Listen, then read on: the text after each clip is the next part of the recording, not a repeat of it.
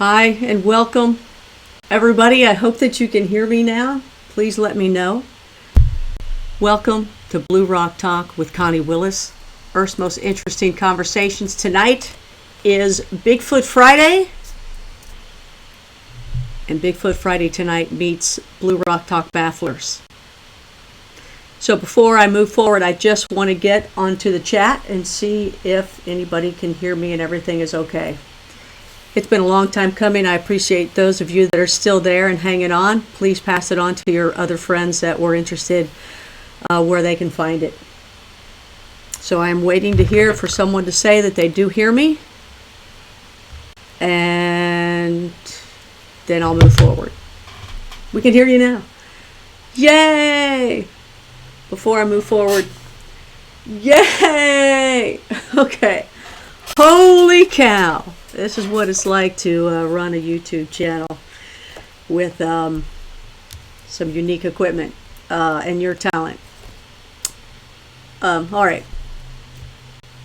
Welcome, Blue Rockers. This is Bigfoot Friday, and this Bigfoot Friday, we meet Blue Rock Talk Bafflers. It's a really cool night tonight. Thank you for sticking around. Got some really neat things to talk about. Just to get my little thoughts together here, I do want to thank some of our past folks that I want to make sure you check out while you are here. For those of you that are new subscribers, that is Paul Graves. He's got 3 different series on here. Squatchman and Son of Squatchman, Samantha Ellen Ritchie, also Ron Moorhead too. So there may be some other ones in there too I have forgotten, but please, all you have to do is check the playlist, and the playlist says Bigfoot Friday on there. Those of you that go, oh, it's Bigfoot again. Okay, I know there's some of you out there. That's fine. There's all sorts of ET, remote viewing, and all sorts of other ghosts, and interesting things because it's Earth's most interesting conversations, people, places, and things. So I've got it for you, and definitely more to come. I do want to thank those of you that have been listening to me and supporting me on Coast to Coast as well. I know the last show that I did with Derek Tyler, people absolutely loved it. Those of you that are into the ETs and the hybrids and the New World Order and all that and the Illuminati, it was a fantastic show. People had said it was one of their favorites of all time, and Derek's book is now, it's called The Difficult Truth.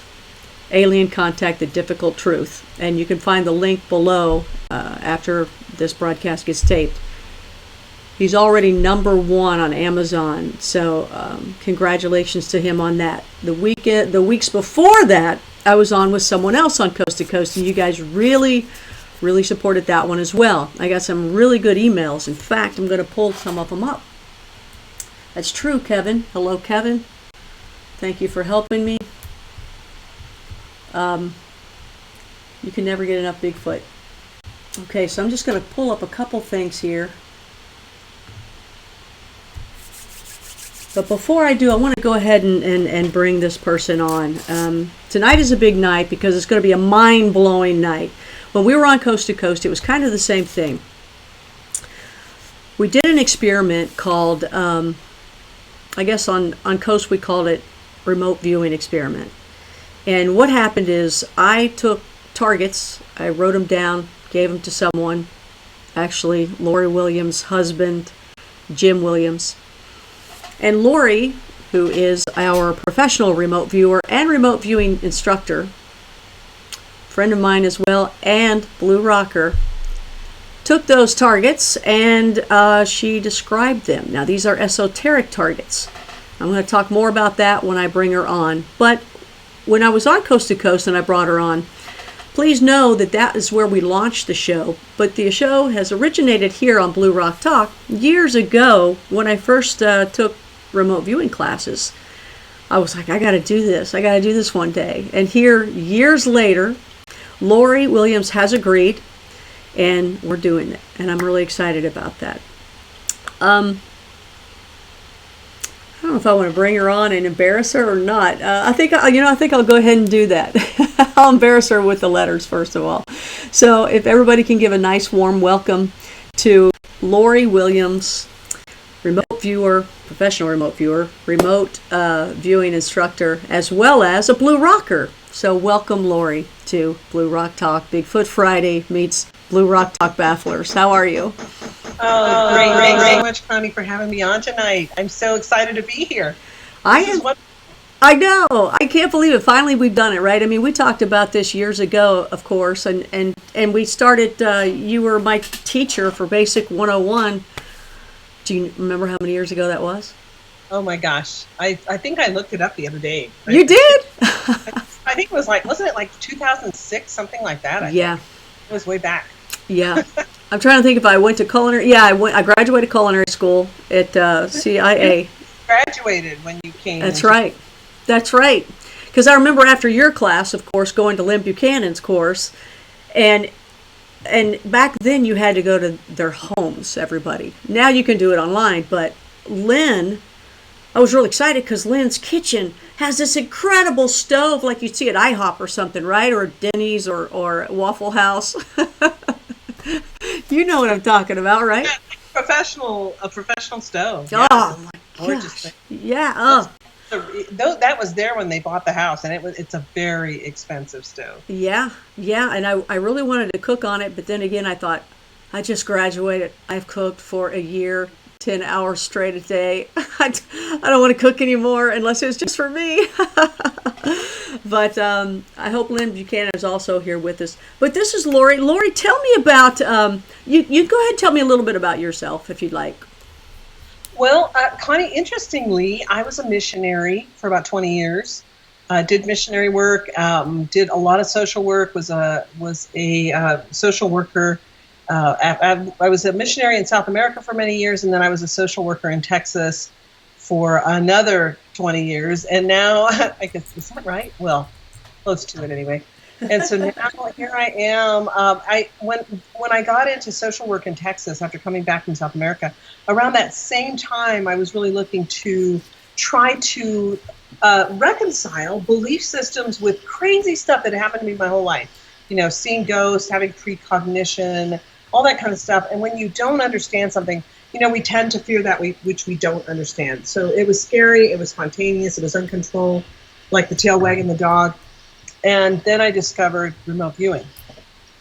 And so when I discovered remote viewing, which was actually kind of a psychic event in itself, my discovery of it, then I was able to get in touch with Lynn Buchanan, who was so gracious and kind. And over time, Lynn and his wife Linda became like second parents to me, took me under their wing in many ways. We helped each other. I was able to help them set up a nonprofit 501c3 to try to help find missing children. And together, we worked together. We've been working together now since 1996. That's 21 years. Wow. And Lynn began training me to teach, and in 2001, I started teaching controlled remote viewing. It's a fascinating science.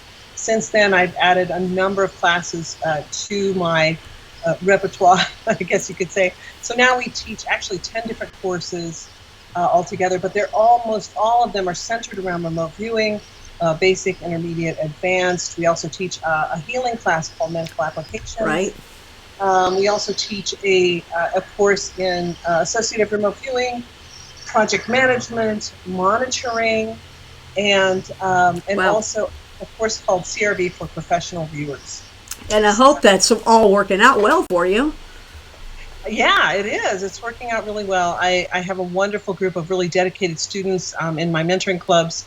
So that, you know, we have mentoring clubs so we can continue with projects, and we're doing operational projects now. Students who join my mentoring clubs are now professional viewers, a lot of them, and are doing professional work. So that's exciting.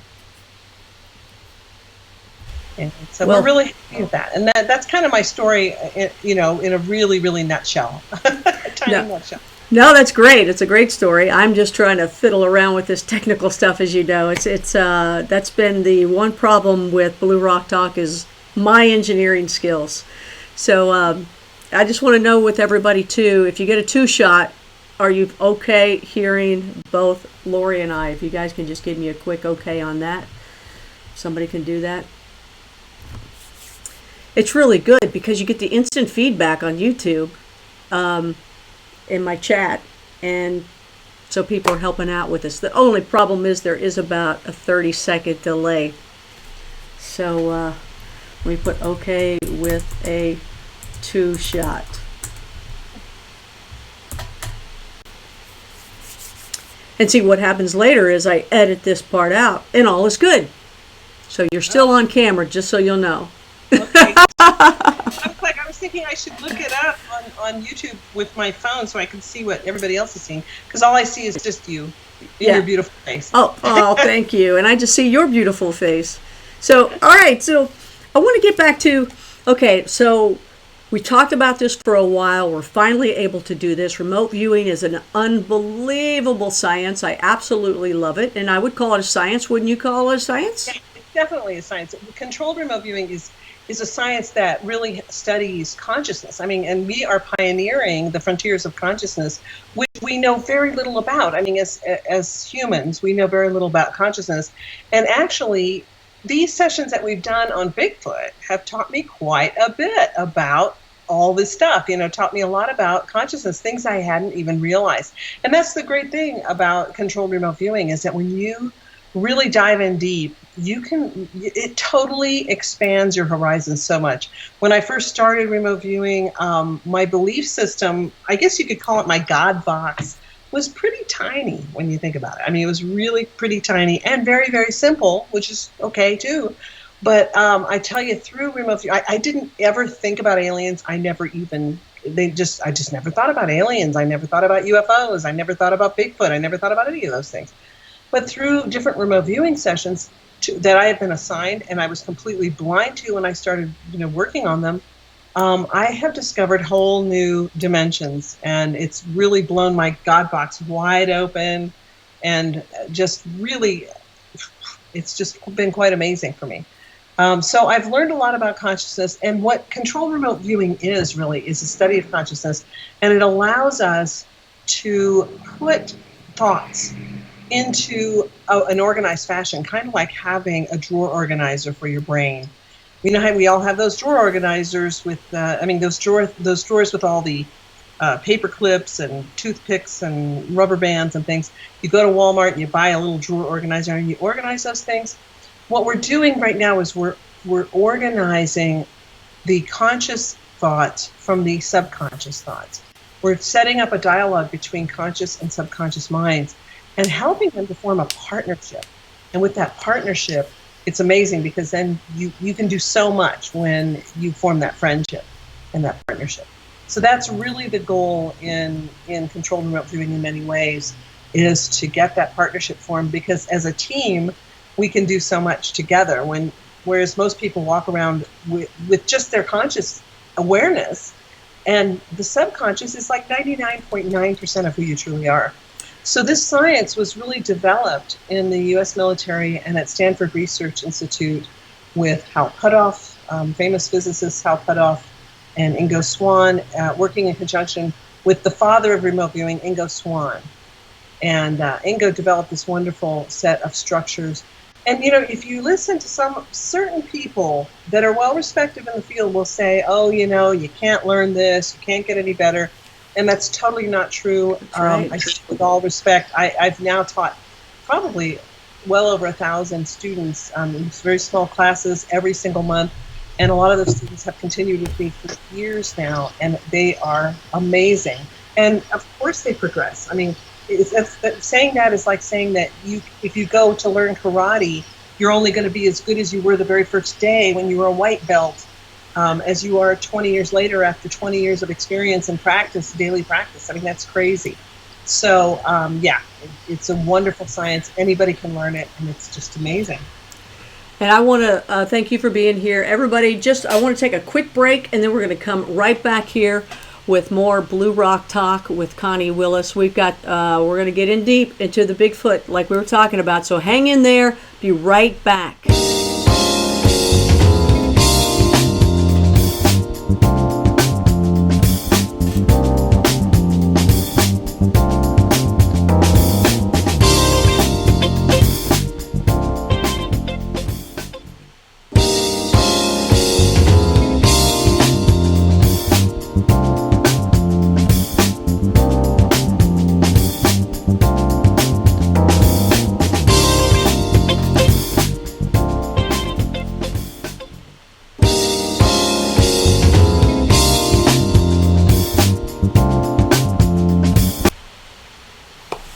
everybody. We are back. This is Connie Willis. Welcome to Blue Rock Talk. It's Bigfoot Friday, and Bigfoot Friday meets Blue Rock Talk Bafflers. Bafflers are targets that we have made, or I have made, or come up with especially for friend, Blue Rocker, professional remote viewer, and remote viewing instructor, Lori Williams. And we are putting together a show that's going to pop up from now here, from time to time. Don't have a certain day yet that we're going to do it. We're going to keep you baffled that way by coming on when we're ready to go on. But I will always let you know. But it is a regular featured series now here on Blue Rock Talk. I was able to launch it on Coast to Coast not too long ago. And you guys loved it. The letters, the emails were fantastic. I really appreciate it. I'm glad you guys liked it. And I heard so many people say, hey, it was one of the best ones I've ever heard the entire time I've listened to Coast. Well, that's pretty wonderful to hear. I thank you very much for that. That was fun. What we did was we had 3 different targets. One was Bigfoot, one was the pineal gland, and the other one was what lies underneath Mount Shasta. And I gave those targets to Lori's monitor, who is her husband, Jim Williams, and he monitored her through these sessions, and that's where we got the answers on Coast to Coast. Now, if you go to the Coast to Coast website, you're going to find the summaries that she has of how she worked the method, the CRV method. And you'll actually get to see what she did. So if you go to coasttocoastam.com, you will see those things. Now here at Blue Rock Talk, we're going to be doing one of the bafflers, one a show. We won't be doing 3. That was just to throw it out there so you would know what was going on and have a variety. But now here on Blue Rock Talk, what I decided to do tonight was, since I had a Bigfoot Friday and we did Bigfoot, I said, let's go a little deeper. Is that cool, Lori? So Lori agreed. And though she knows the target, it's okay because I asked her the unknowns. And in CRV, that's what you want to know or want to get to is the unknowns. You want to go blind. You don't want people telling you the secrets. And this is an esoteric target. So, and she's not even a Bigfoot person, where she's into it and studied it. So it's very much the unknown. So everybody, welcome once again to the show. Lori Williams, remote viewer, professional remote viewer, and remote viewing instructor. She taught me Basic 101 years back, and here she is tonight. Thank you again for being on Coast to Coast, and thank you for being here on Bigfoot Friday with Blue Rock Talk and Blue Rock Talk Bafflers. Thank you so much for having me. I don't know what I'm doing here on this. I'm trying to get to where I can see it, but it's supposed to be muted, but it's not. Thank you for having me so much. Thank you for having me on Coast. It was fun. This is something, Connie's actually always pushing my boundaries, which is actually really good for me. It makes me grow. She's always got something for me to do that I'm like, what? I'm glad you said yes. So it's actually really been a lot of fun. In fact, I think viewing Bigfoot has been one of the funnest sessions that I've done, and actually really mind-blowing for me. I learned a lot of things that I didn't expect to learn. So that's yeah, now let me just kind of go back with everybody. When it was on Coast to Coast, and when you remote view a target, you don't know what that target is, okay? Well, she sat down and she immediately knew what the target was. So just to give you a briefing on it, she knew it was Bigfoot right away. And she went ahead and did the summary. And, go ahead and tell me what happened the very first time before we bring on part 2. Tell us about that experience. And I'm going to pull up the summary as well while you talk that. Yeah, I don't even actually have that summary available to me right here, but I do have the actual session. And so I kind of just touched my pen to the paper and went, oh my gosh, I think this is Bigfoot. And I just had an instant, oh my gosh, I think it's Bigfoot. And I very quickly felt like I was connecting with Bigfoot. I was hearing these crunching sounds and feeling the kind of, I guess, a forest-like thing. And I very quickly had the urge to sketch something. And so I did it. If I hold it up to the camera, can your folks see it? Yeah. So? Yeah. Yeah, well, I had this urge to sketch something. So I made this quick sketch. And can you see that, Connie? Little down a little bit. There you go. Ah! Is that Bigfoot? That was a really, really fast sketch. I mean, it took like 2 seconds to do because we want these sketches to be subconscious. We don't want to be sketching with the conscious mind. So, I just do really, really fast sketches. But anyway, as I was getting all this stuff, the first thing that happened, and this happened again today when I went back into session, Connie, I was instantly filled with this smell. This just strong, pungent, like gamey smell. I love it. I love it. Bigfoot has a very strong odor. Yes, that's exactly right. And folks, it's interesting to hear her say that because again, she's not a Bigfooter. Okay, she hasn't gone out researching. I have never read anything about Bigfoot. I've never studied Bigfoot. I told Connie the closest I've ever come to Bigfoot was years ago watching Harry and the Hendersons. So I don't know why. I just never thought about Bigfoot. It was just never in my thing, So anyway, I understand. Well, so she sat down. She immediately knew who it was. She had this great summary. She told it to everybody on Coast to Coast. It was wonderful. We had, and I'm gonna let you go back over that again here. But I want to say that the emails were unbelievable. I just want to give you a really quick one here, Lori, because I think you're going to like this. Hi, Connie. Your interview and experiment with Lori Williams was the most fascinating interview on remote viewing I've ever heard. It was one of the best Coast episodes I've ever listened to, and I've been a Coast insider since 2007. Lori Williams is so incredibly brave to come out and test her skills in such a public forum.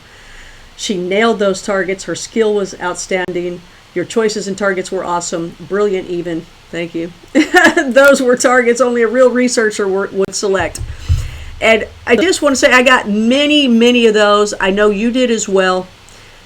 People even sent them to George Norrie, and he sent them to me, which was great. I mean, I love that. How cool is that to send it to the boss? Such nice things. But it really was a lot of fun. And you and I both enjoyed that as well. And it is classic Coast to Coast. And I'm very happy to be a part of that. So what happened is this time, I said, we knew we were going to do this on Blue Rock Talk. That's why we put it together. But we had said, or what I had said is I knew Bigfoot Friday was coming up. And there were so many people, Lori, that said, oh my gosh, I love it all. So many Bigfooters that said, how does she know this? How does she know that? How does she know this? And so that's where I said, okay, we got to do part 2 and go a little deeper. So I'm going to let Lori tell you how, so there, you always have those haters, right? And those trolls, and those are the ones that go, she's reading a book, or, if she goes back and does it again, she's cheating. It's actually easier to go back as a remote viewer. So I'm going to let her tell you about going back and getting the unknowns. Yeah, so when you're a brand new remote viewer, like you were, Connie, many years ago, when you just took that first class, one of the biggest problems we have is with our imagination jumping in, and that part of our brain that always wants to know where we are in space-time that says, I know what it is, I know what it is. Lynn always used to give an analogy that if I had a picture in an envelope and I said for you, hey, tell me what's in this envelope, and you said it's something smooth, red, and shiny, I bet it's an apple, and then I pull up the picture and it's a fire engine. You were okay up till you said it was an apple, but that part of your brain is always like, I know what it is, I want to be helpful, I know what it is. And that's the biggest thing we have to fight when we have those thoughts. But then as you gain experience, you have to overcome those thoughts, and you have to overcome that thinking you know what it is kind of thing.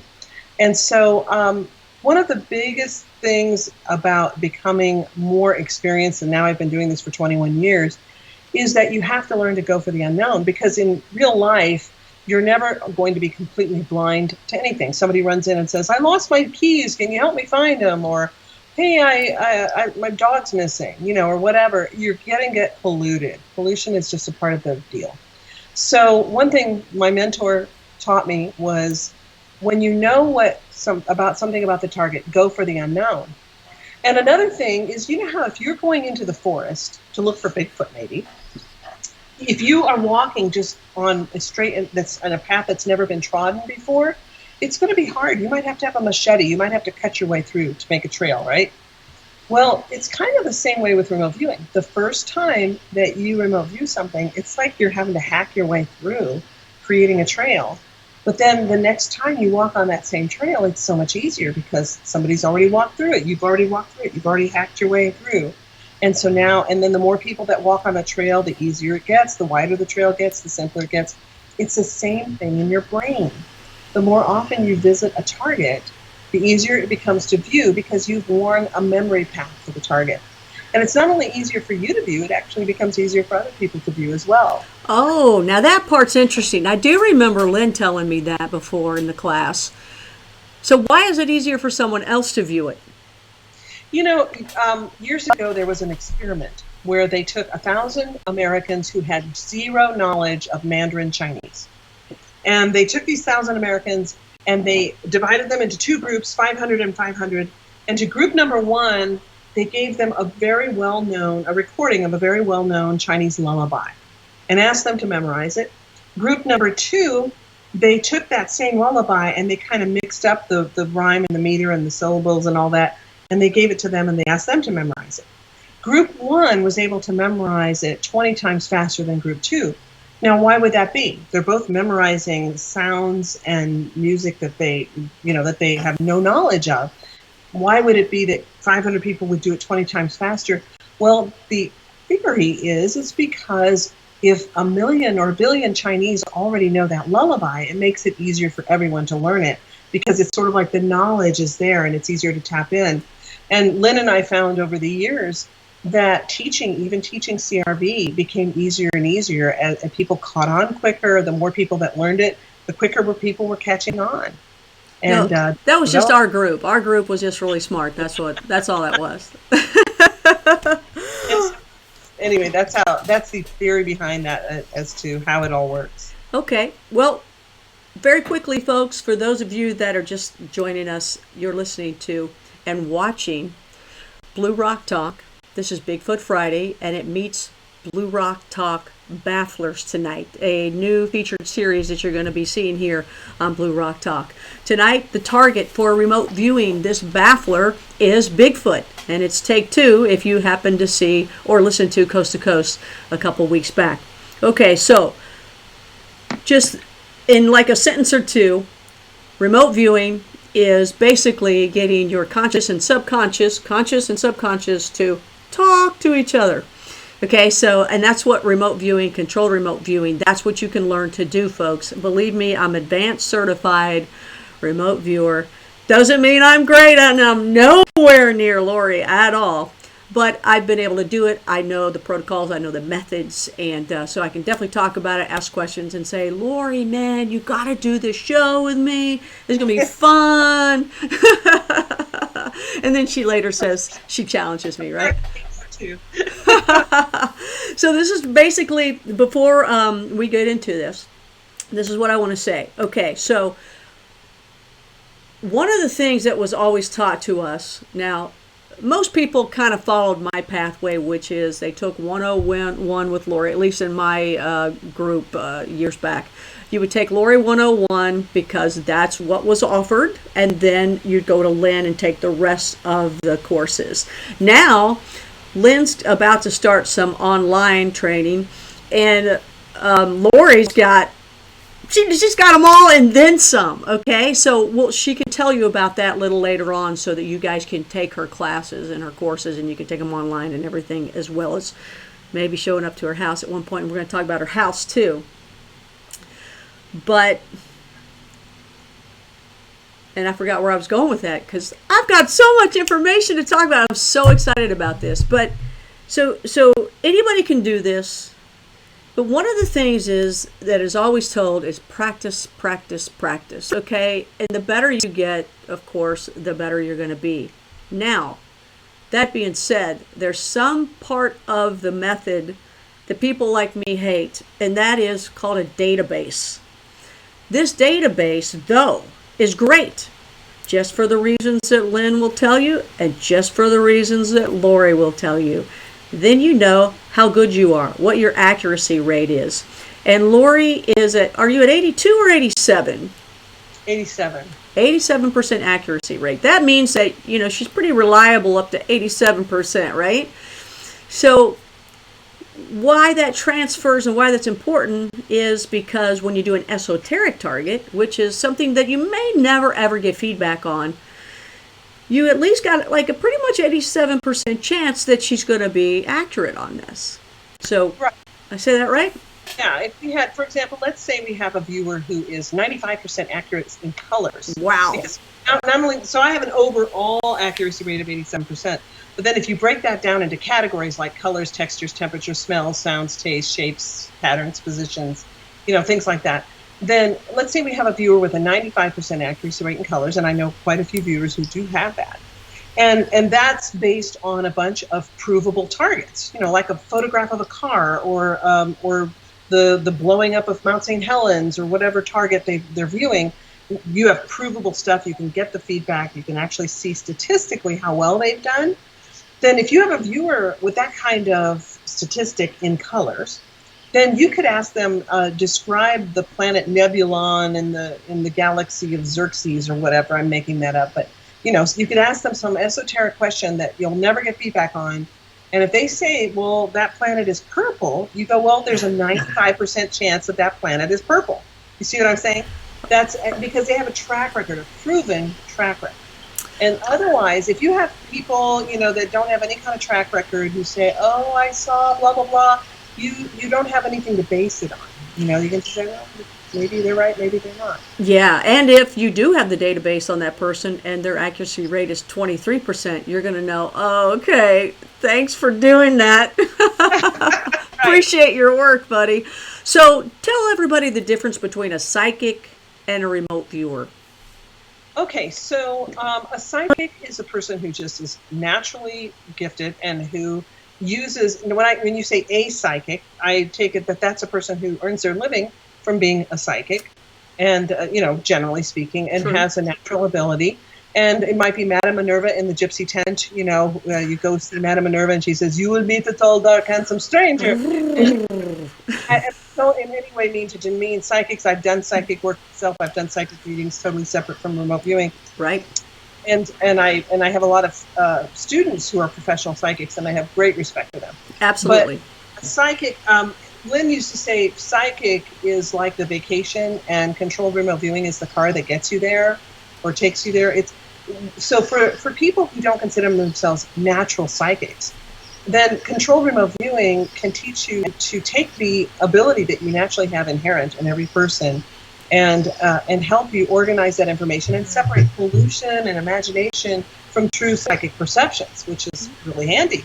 So that instead of the tail wagging the dog, spontaneous experiences that you have no control over and that you don't understand, suddenly now you're able to control these experiences. You can get information on demand when you need it.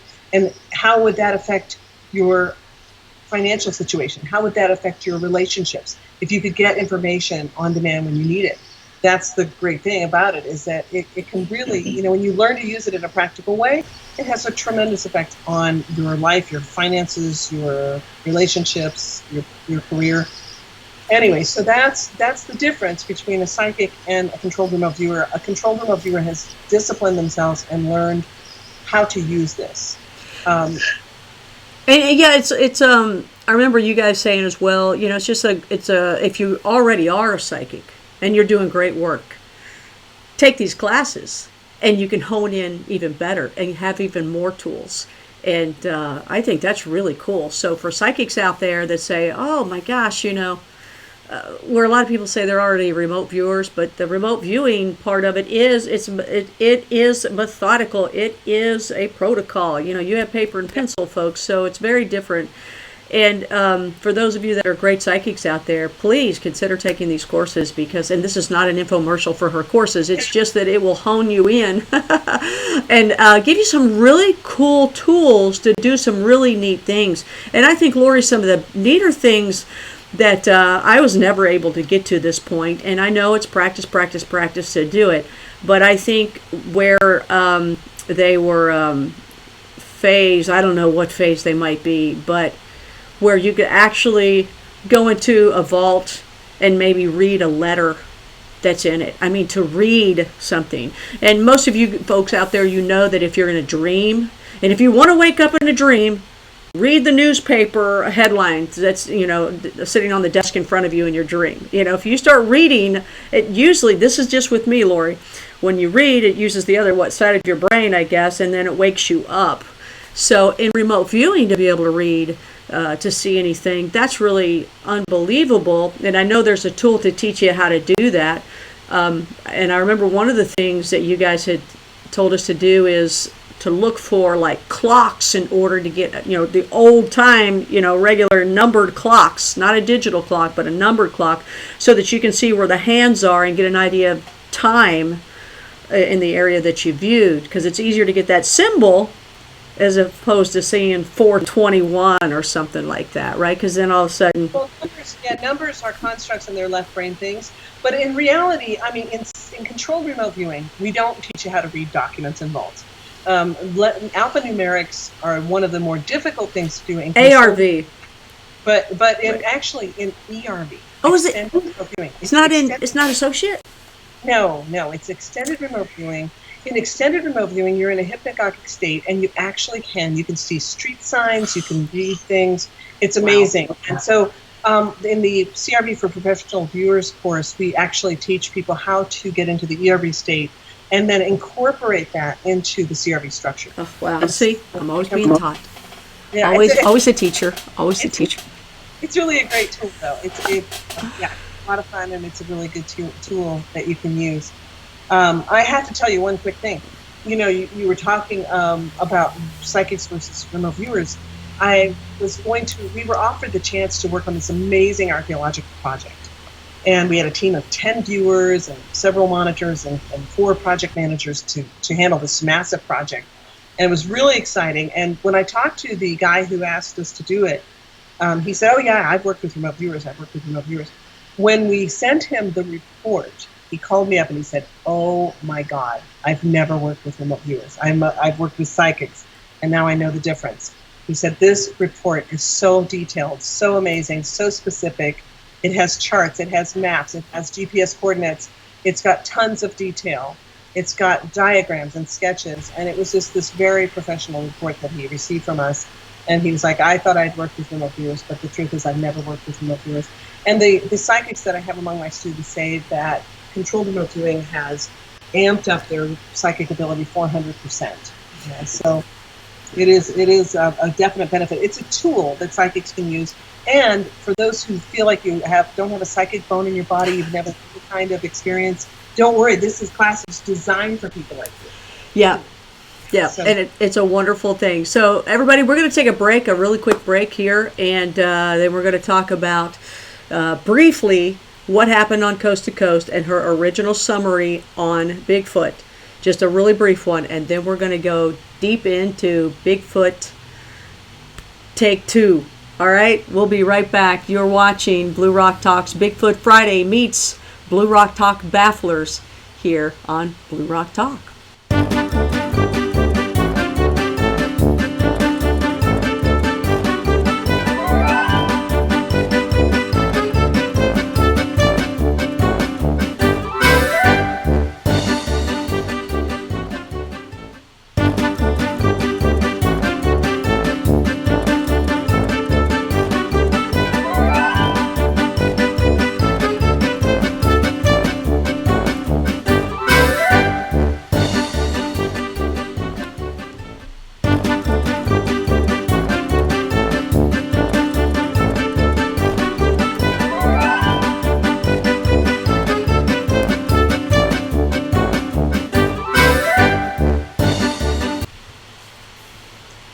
And we're back. You're watching Blue Rock Talk's Bigfoot Friday.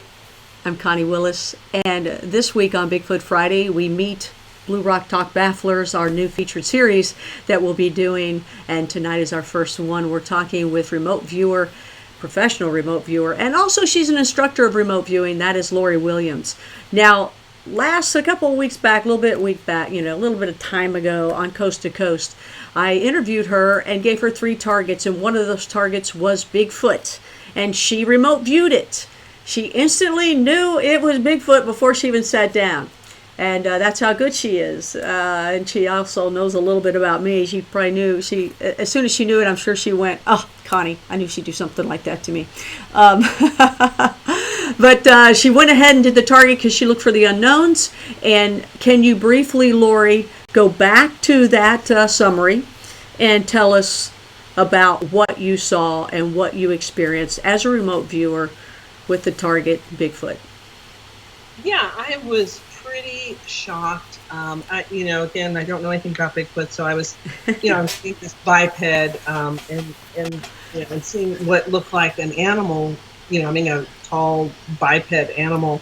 And then I found myself kind of in a cave-like ambiance, just really dark, very damp and musty, and I was hearing squeaking sounds and flapping, and I suddenly just really wanted to end the session right there. I didn't want to go any further, but keeping going, I was really trying to move into the thinking process of this being, and it was so abstract and so different that I felt almost like I couldn't relate to it.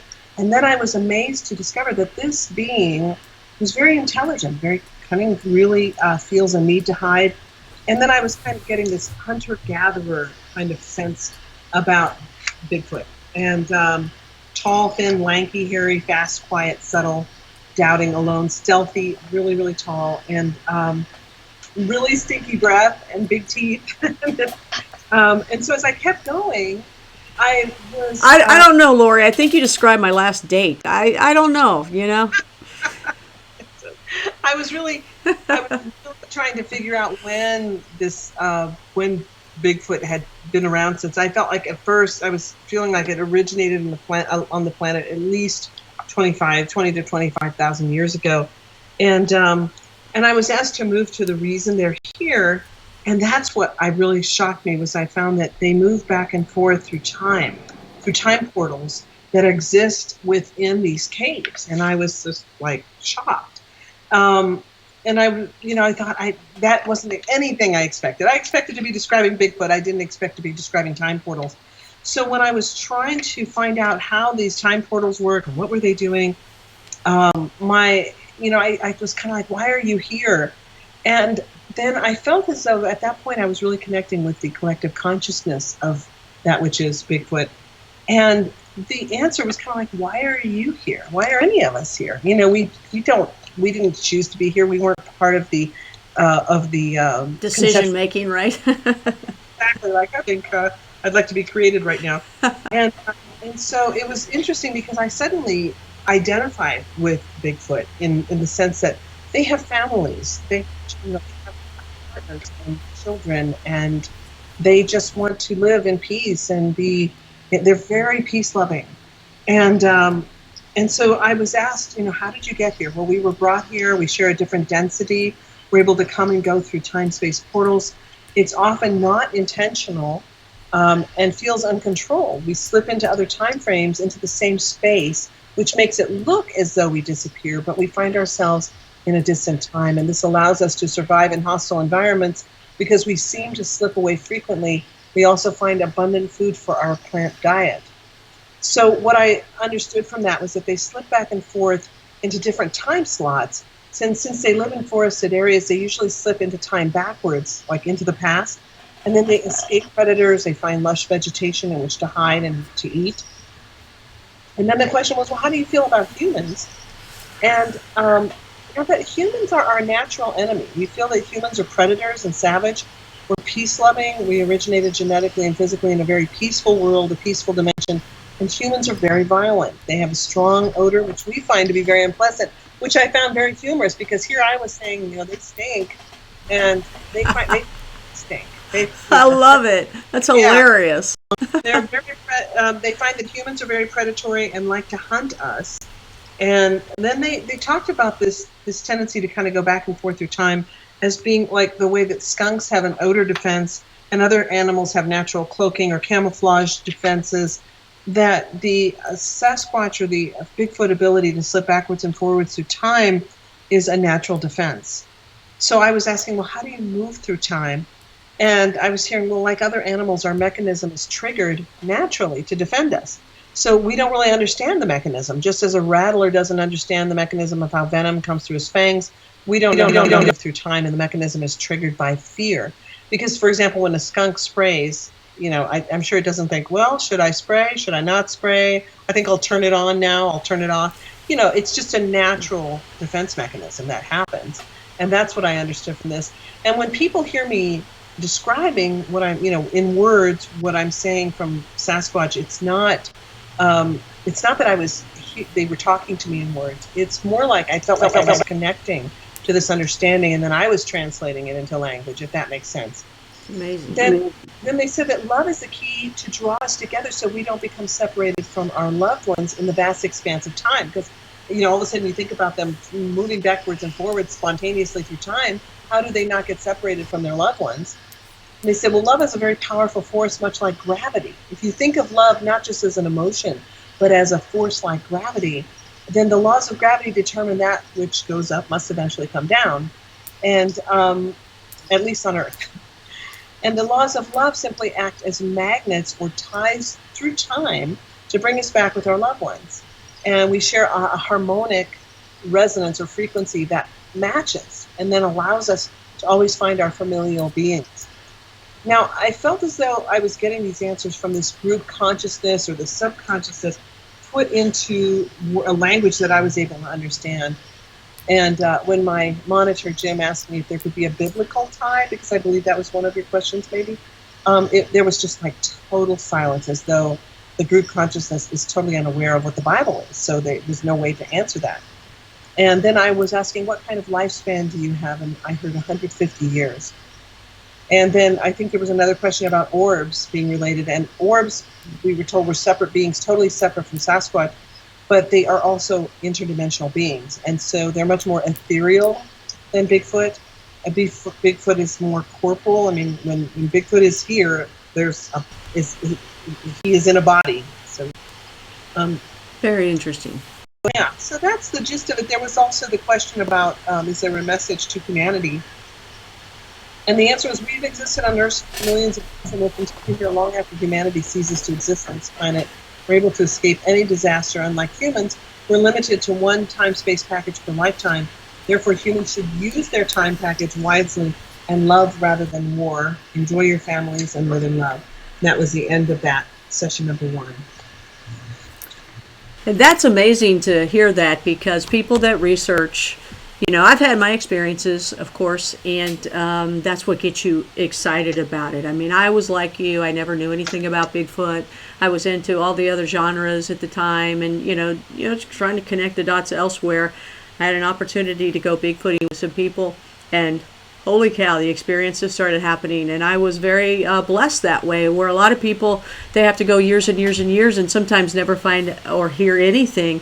And the first night, I got all sorts of stuff. It was amazing. I mean, I got Mind Speak, I got it all, and I remember asking the people there, I actually heard this and this happened, and and they were like, yes, you're saying things that other people have said, so you question yourself, because you're not quite sure, did this really happen? Because just like some of the things you mentioned in your summary, you would have never thought of that. And but these researchers that go out all the time, great researchers, this is Bigfoot Friday, a lot of people talk about the love.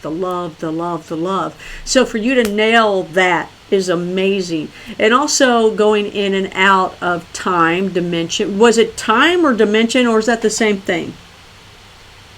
Going in and out of time, because they are interdimensional beings. Amazing. It was really amazing. Now, for you to pick that up. Well, when you said that, I see, and I didn't know that you'd pick that up, or that other people had ever heard these things. I was totally unaware of that. But I had a conversation with Mel Riley a couple days ago. And tell people who Mel Riley is. Mel Riley was the very first remote viewer. When the military decided to have a remote viewing unit, he was the first guy they asked to be in it. And he's also the only remote viewer that was in for 2 tours of duty at 2 separate periods of time, 4 years, and then he was 4 years doing another reconnaissance mission, and then 4 years back in the unit again. And this is Project Stargate, correct? Yes. Okay. Yes. It had many names throughout its 20 years of existence. And let me just ask you real quick, So Joe McMonagle wasn't number one. He was only the 001, the numbered one. Yes. Many years, it was more into the whole experiment of this unit. At one point, they said, we're going to have everybody have a 3-digit number. Everybody pick your number. And Joe picked 001, but he was not. Okay, just always sounds like he's number one. Okay, but he was not in it more than once. I thought he was Joe McMonagle. No. He wasn't just at once. Okay. He was in it, and the thing is, their tours sometimes were longer, various years, But the benefit of Mel being in it twice at 2 different time periods was he got to be there for the very beginning when they were just developing it, and then he got to come in after CRV had been developed and was taught CRV and got to experience that as well. So he had 2 very different experiences. Okay. In the unit. And I hear he's a wonderful guy, so I've never met him. Not only is he a wonderful guy, but he was raised with the Native Americans in Wisconsin, and the Ho-Chunk tribe. I'm not Excellent. sure if you've heard. And they were also called the Winnebagos, but the Americans named them Winnebagos, and they don't like that name. They prefer Ho-Chunk. Anyway, and he was even though he doesn't have Ho-Chunk blood, he grew up with them, and they adopted him into the tribe, and he makes many of their like traditional ceremonial garb, and he's a wonderful, he knows a lot about a lot of the Indian medicine. He's a wonderful beader and does a lot of beading work. And so he's highly respected as an elder in the tribe. And so, and Mel is a guy that I can say anything to. I can tell him the wildest stuff, and he never thinks I'm crazy. He never says, you're nuts, And he always provides a perspective that's deeper and stuff that I've never thought of. So I called Mel a couple days ago, and I was telling him about the Coast to Coast interview and the Sasquatch, the Bigfoot session that I did. I said, and Mel, I found out that there's like time portals in these caves, and that Bigfoot goes back and forth through time. And he said, oh yeah, that's true. And he said, there's a very well-known story of this Indian brave, who went out to go hunting and never came back. And then 60 years later, this young man walks into the camp, and no one recognizes who he is. And they say, who are you? And he says, I'm so-and-so. And they're like, no, you disappeared 60 years ago. And he hadn't changed at all. And what had happened, wow. He said, he went out to go hunting, and he was walking on this path. And the path diverged into 2 paths, and he took the left fork of the path, and he came upon a Sasquatch encampment. And Bigfoot, there were all these Sasquatch there. And they took him in for 2 days. He lived with them for 2 days. And then they guided him back to the path and showed him how to get back to the camp. But when he got back to the camp, he'd been gone 60 years. Oh, my. That's so interesting to hear, because I've heard things similar where, there's a lot of gifting involved, and I know that's one of the questions tonight that you're going to look into and tell us what you found, but a lot of gifting involved, and there was a guy that told me of a story of one of the things they gifted was a watermelon. Now, a lot of times these gifts come back to you later, okay? But this was food, right? So, like some people give stuffed animals, I like to give balls, like different fluorescent balls, and maybe they've got a light in them or something like that, because I think that'd be fun for the entire family. There's nothing better than a ball, right? So, he would give gifts, and one time he gave a watermelon. You're going to love this. And watermelons have the stripes on them, or they definitely have a certain look to them, right? Well, he made sure he picked out a pretty distinctive one, so that when he got it later, he would know that was the one. If he got it gifted back, usually food you do not get gifted back. He got gifted back that watermelon, believe it or not. And I cannot remember the timeline, but it was, let's say, 6 months or something. It was well after it would have rotted, and not look the same anymore. He said it looked like the day he had gifted it to the Bigfoot. And that was the absurdity. Okay, how did it go this many weeks or months and it still looks just as good? And of course people are thinking, well, maybe it was in cold water, or it was somewhere cold and, but not too cold. These were the theories that went in. But, if you're going into another dimension with it and then coming back out, just like you spoke about, it's a time thing. Mm-hmm, yeah. And that fits with this watermelon. Yeah, and I mean, I don't want to get way out there and confuse anyone. Why not? It's Blue Rock Talk. But not only do we have the issue of dimensions and time and time travel, but we also have the question, which even Einstein posed, is what is reality? What is reality? I mean, how do we know that what we are experiencing as reality is truly reality? And that question ended up coming up in the session that I did yesterday and today. Excellent. Oh, we're going to get an answer to that, because you know how it's reality is you feel it, whether it's great feelings or bad feelings. I mean, to me, that's definitely a determination of you are in the reality now. You feel the pain or the wonderfulness. I mean, I don't know if that has anything to do with it. We'll find out. But a lot of people like to claim this is the prison planet, and it's where we're stuck in time, and we have to do our time, and then from somewhere, from there we go somewhere else without time. Yeah, and that first session that I did with Sasquatch, when he talked about humans and their time package. That's right. Time package. That's right. I was like, time package. I mean, that's the great thing. Stuff's coming out of your mouth and out of your pen, and you're going, what? And it's shocking you. But I mean, they talked about humans are given a time package and use your time package well, whereas they're not limited to that time package. That's the cool thing, is that they don't have a time package and we do. Right. And this is where I like to connect the dots to all the different genres. And if you go into the extraterrestrial world and, you hear about where you're stuck in the time, and also that, this vehicle is just a time, you go on to something else after this time is over, and also reincarnation, when you talk about that too. So I love this. Okay, well, you know what? We're going to be right back, everybody. You're watching Blue Rock Talks Bigfoot Friday. It meets Blue Rock Talks Bafflers tonight with Lori Williams is who we're talking to. And when we come back, we're going to go into what she found out. Bigfoot Take 2 coming right up. We'll be right back.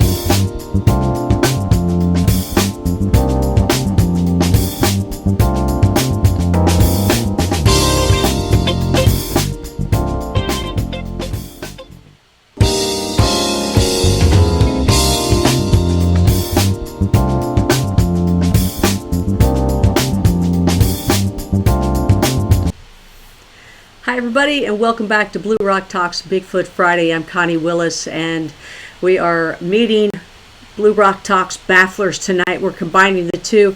We have with us tonight Lori Williams, who never thought she would be on a Bigfoot Friday until I gave her some targets for the Blue Rock Talk Bafflers that we're doing tonight. Really interesting stuff.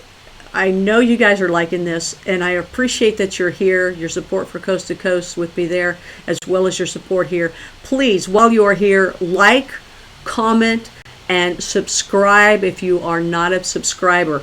Also, in the description below, which you may not see right now because we had technical difficulties earlier, so I will put all this in, after this show is over and I post it back up.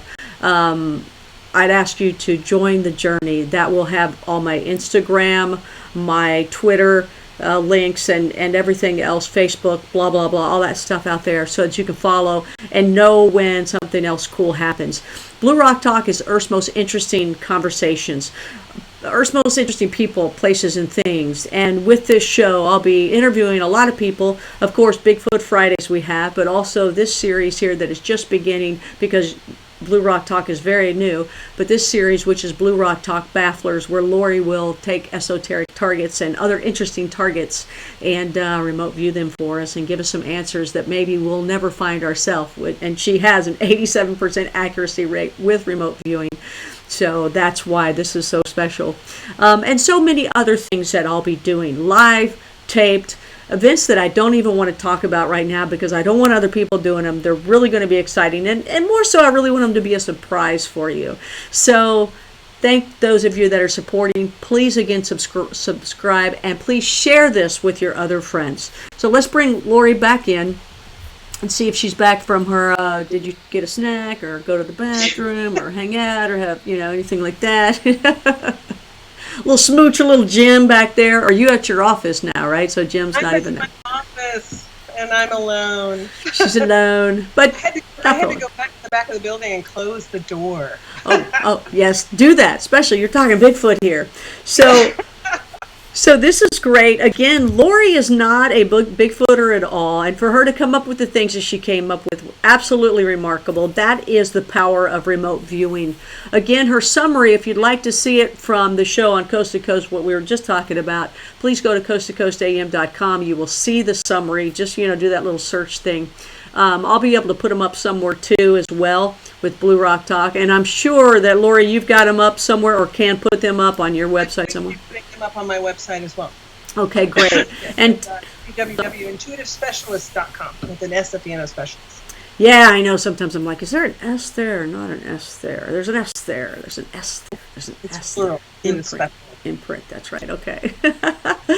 So, and I'm not sure that I can actually put anything in the description below here on Blue Rock Talk. So, probably at the end of the show, I'll have her show the summary like that, or somehow I'll incorporate it once it's taped. Okay, so you guys can see it, and I'll point to where you can get it. I'll probably point to a link where Lori has it so that you can see it. She's worked very hard to make sure that you guys get a chance to look at that.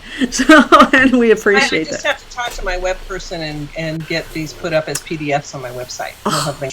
Can I talk to your web person too? Can I borrow them?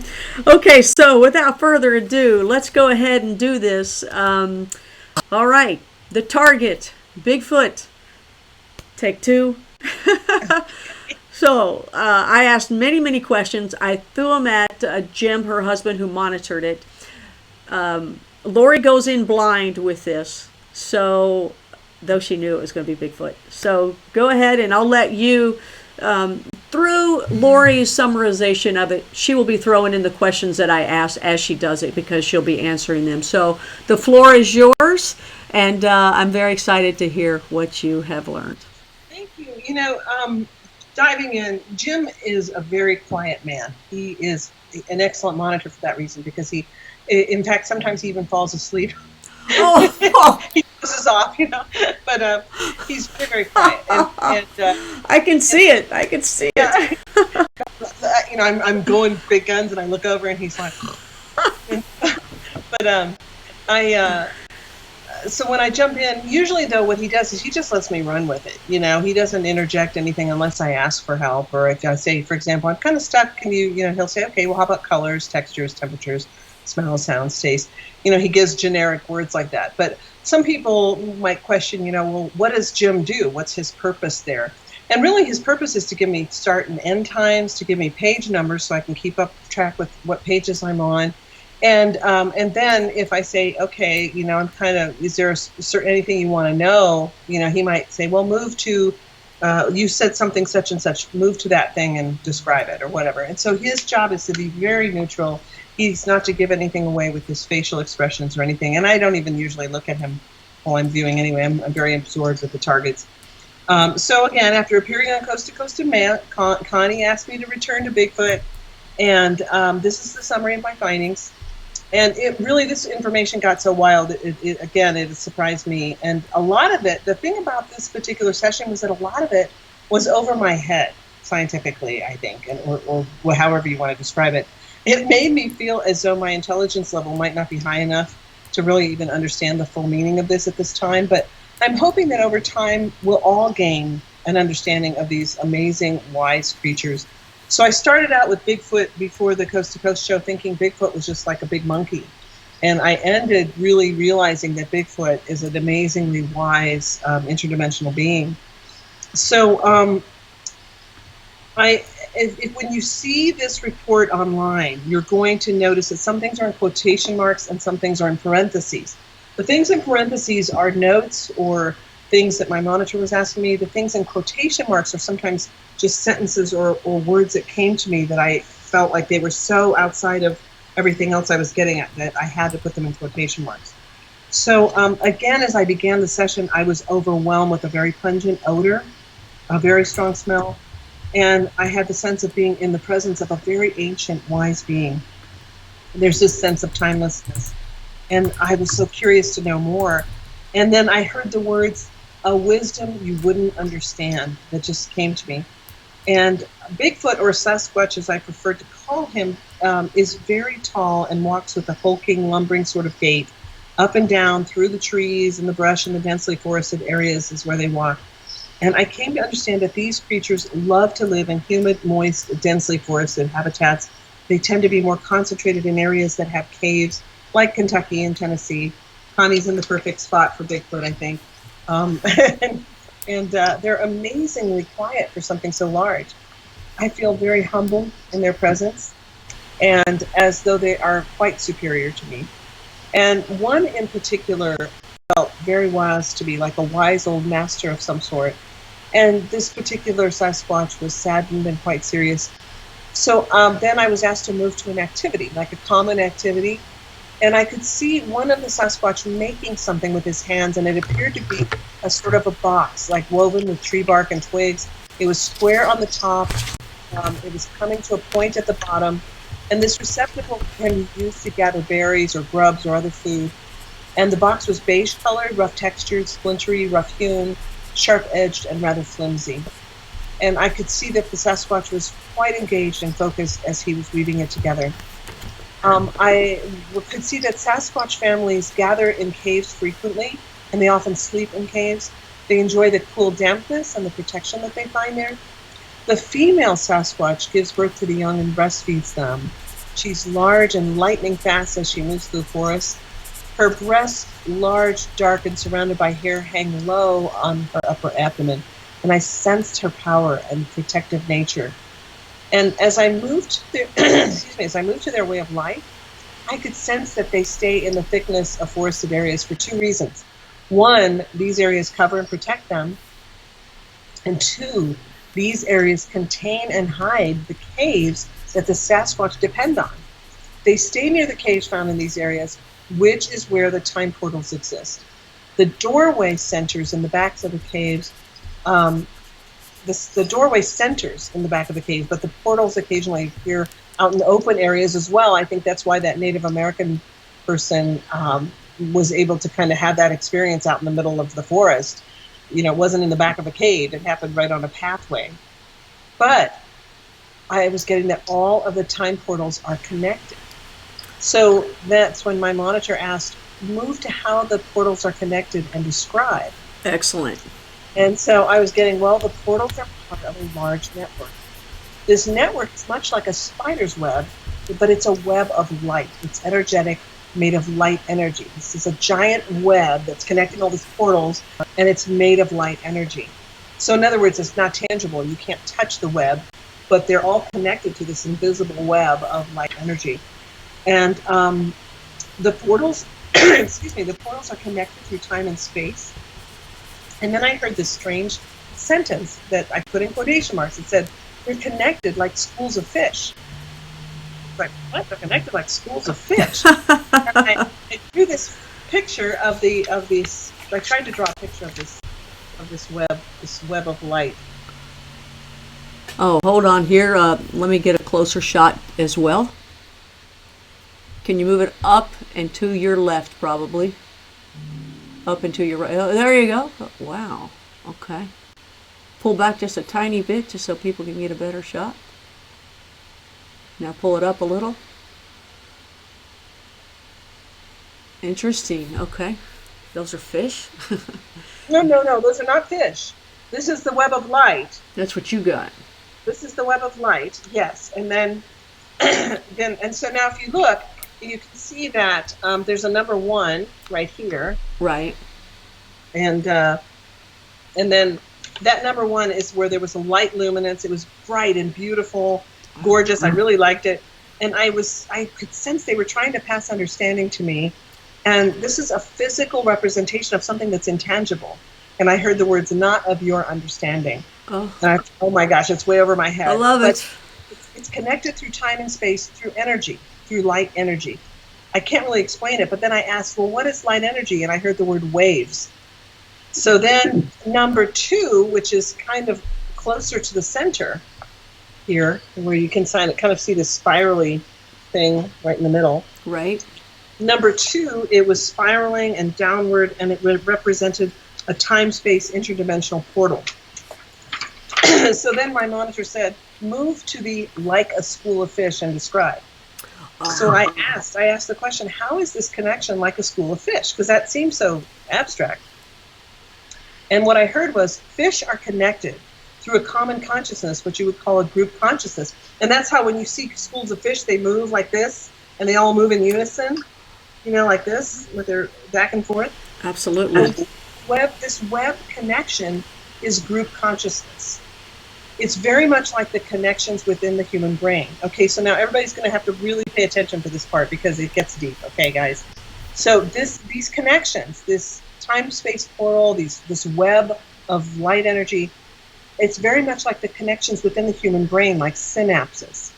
So then at that point, the monitor said, now this is a rare thing for Jim to interject something like this because it's not like him to do that, but he said, are you saying the web is like consciousness or consciousness is like a web? And I said, the web is consciousness. It's not like consciousness, it is consciousness. It's like a giant brain. The portals are like dendrites and synapses, neurons that carry signals and allow travel to other parts of the web, which is the key to the time travel aspect of the Sasquatch. The portals and the web are a one. And it wasn't like saying the portals and the web are one. It was saying the portals and the web are a one. And I was like, a one? What does a one mean? They are part of a oneness consciousness, and the Sasquatch are joined to the consciousness. Sasquatch is to the web like neurons are to the brain. The neurons are not the brain, but they travel within the brain and are part of the brain.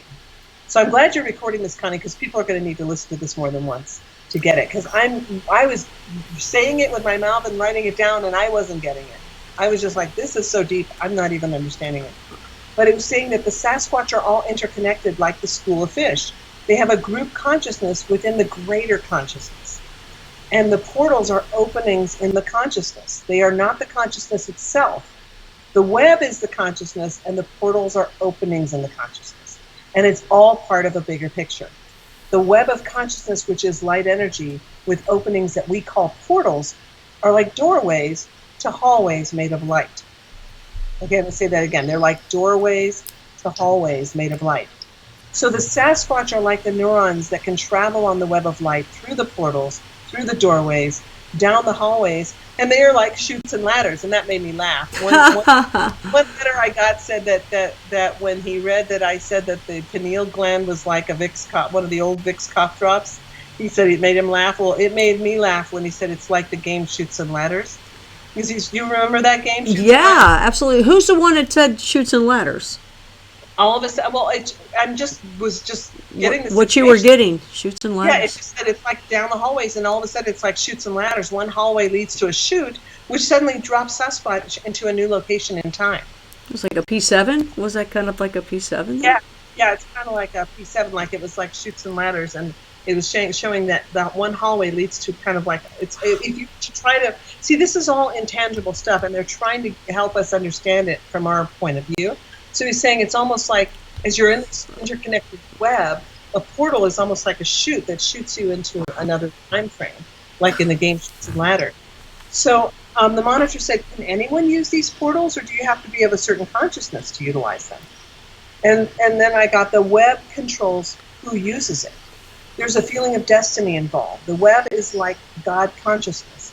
If you were to happen upon a portal accidentally, like say you were just out spelunking and you were in a cave and you happened upon a portal accidentally, that would mean that you were meant to be there and you were meant to find it. But there might be others in the cave who are like of a different mentality, and they might never even notice the portal. It could be right there and they wouldn't notice it. They could walk past it. They could even touch the wall and it wouldn't be there for them. Does that make sense? Makes absolute sense. There's a lot of people that that I know that have experienced portals, and then other people were right there with them in the same field, because as you said too, there's some out in the open as well. They were in the same field. They saw nothing where others did. And then the same with an actual Bigfoot, where some people have seen something and the other people were right there next to them and they didn't see anything. That's pretty interesting. Yeah, interesting. A lot of some of our adventures, they weren't Bigfoot adventures, they were other adventures, but some of our UFO adventures, we're seeing it and some people don't see it. Right, which makes sense to all the different things, all the different genres that we all talk about, whether it's a ghost as well, where, and maybe I got little bugs because all the lights I've got. It's just like the ghost and the shadow men and things like that, It's wow, the destiny. You're supposed to see it or not supposed to see it. Wow. Okay. Exactly. I'm sorry. Here's another little sketch that came up. And what happened was I was viewing and I suddenly had this perception of something really sparkly and dark and blue, really dark blue but very sparkly and moving kind of in a spiral. And the center of that is the dark sparkly part that's blue, black, sparkly, spinning and very dark. And then the outside part, number 2, is rocky, hard, and volcanic. Huh. And so I was just feeling in awe by this point. Sasquatch sees the portal, but we wouldn't necessarily see it. Wouldn't see it. He is part of it. So his vision, this is where reality comes into it. He's part of it, so his vision and his reality are tuned in, and ours is not. It's almost like an energetic bond of frequency that allows him to totally enact in this world because it's part of his interdimensional beingness. Whereas we, it's just, we're in a different state. So at this point, I took a break. And when I resumed, I found myself in these dark, shadowy locations, seemingly deep within the earth. There was lots of reds and rust colors and browns, and then amid this blackness. And the monitor said, move to the method of communication between the Sasquatch. He asked me to move to that and describe it. If you got bugs flying around me, I was trying to play it off. I cut it off on to you. So. I have all kinds of flies flying around me. Anyway, so the monitor asked me to move to the method of communication between the Sasquatch, and I, as I tried to listen, thinking I could hear them talking, they were so silent, and I sensed, again, the school of fish analogy, that they communicate through love. It's a communication that's strongly bonded, silently, mentally, all facilitated through this web of consciousness. And then the monitor said, well, can humans communicate with Sasquatch? And I said, yes.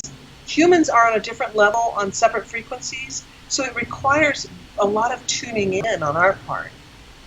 Dimensional beings communicate differently. It's, again, a collective consciousness. And the thing about it is that words are not needed. And then I understood that from their point of view, language, which we use, language is archaic, slow, and easily misunderstood. And I was like, wow, language. It's like language is so backwards to them. Because collective consciousness is instant, it's clear, and it's always understood very fully and completely. So then the monitor said, move to the communication between human to Sasquatch and describe. Well, it's much more difficult because of the difference in consciousness. While humans inhabit a denser life form, we have a much denser life form than they do. What do you mean by that, a denser life form? Sasquatch is corporal. I mean, you could touch him and feel him because, you could feel Bigfoot if you were right in front of you because he does have a physical form. Right.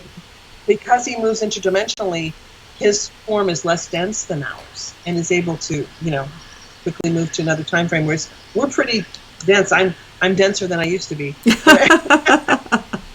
We're pretty dense. So this understanding was that that we inhabit a denser life form, and so it's almost like we have to kind of increase our vibration in order to communicate with Sasquatch, and because we have to be able to communicate as a part of the collective consciousness. And then the monitor said, well, some humans fear Sasquatch. Is there a reason to fear? And I got, no.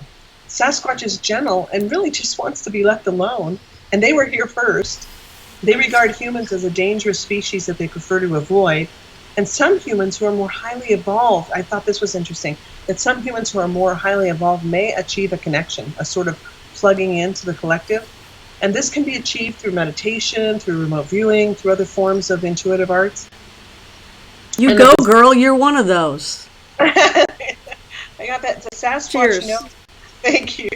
That the Sasquatch know when a kinder form of human is near, and when they have no need to fear because they can tap into our consciousness more easily than we can tap into theirs, which I thought was interesting. So they kind of can sense when someone's being really aggressive and wants to cause harm versus someone who's approaching who has a real gentle spirit and, and is one of those people that animals and babies love, So then the monitor said, move to the culture of the Sasquatch and describe. And I was getting, I was getting that it was a hunter-gatherer type, but more plant-based and grub insect-based. I got that they do eat grubs and insects as well as plants. And the culture is different and hard for humans to understand because it's based on a collective consciousness rather than on human cultures. And human cultures, if you think about it, are based on upbringing, belief systems, education, that kind of thing. Whereas humans vary due to their various backgrounds. Sasquatch are one, and they're part of a greater web of consciousness. So there's greater unity. There's not these differences, big differences between, like you don't have one Sasquatch who's really got a terrible personality and another one who's really sweet. And, you don't have really great variances between the Sasquatch, although you do have some that are wiser than others simply because of life experience and more time, but... And you know what, before you go to your next one, just to stop you on that just for a second. I mean, that's one of the bad things about, it's one of the good things about mind speak and telepathy. There are no secrets. So you can get that collective consciousness like that when you have like us where we're shut off, shut down, where, some people actually think we have been turned off from what we could have and what we actually have, right? That's where we get all these different personalities of mean or not mean and nice, and we can't get that collective consciousness. It's almost like some of these other, genres when people say we're being stopped, we're being halted, and that's why we can't get this collective consciousness. You just described that right then and there with that, Yeah. So I agree. I think amazing. We're here. Yes, in another... A totally different event happened with Jim and I, where we were told that, for example, cell towers and all the wireless that we have nowadays, that is deliberate to kind of halt our sensory abilities, extrasensory abilities. Well, and it's funny that you say that because there's a whole nother side to that, and that is, I've heard what you're talking about. But a lot of times where you see the orbs or UFOs stopping to get some energy, or a lot of times you'll see the Bigfoot walking through where those wires are. So. Yeah, so there's a good side to it too. Maybe, yeah. Maybe so. That's interesting. So then the monitor asked me to, do they have jobs, currency, technology? And what I got was no. Was hell no. I'm sorry. That Sasquatch are one. Their technology is the ability to move from dimension to dimension through time. They live peacefully and united with each other and are not violent. They share all things, food, love, etc. They live in families and communities based on location and family bonds, but their ability to move through time changes their location and time frequently, so they're not attached to one place like we are. They're not attached to one place in time, because they move through time so easily. Do they move as families? Well, I got that some depends. Like, let's say Daddy Sasquatch is out picking out grubs and herbs or something, and suddenly a human comes upon him and he suddenly just is in a different time frame, then he will be brought back to his family, or his family will be brought to him through the bond of love that they have with each other through time. Wow. That's what I understood. So that's that familial tie is really strong. Which is how we feel when we die. We feel we will be back with our loved ones. Mm-hmm. And near-death experiences have shown that too. Exactly. So how are we brought to them? That bond of love ties us together, right? Love's the only thing that's real. That's exactly right. It's the only thing that's real. Possessions are not an issue with them. They live peacefully. They have abundance through their diet and their love of family.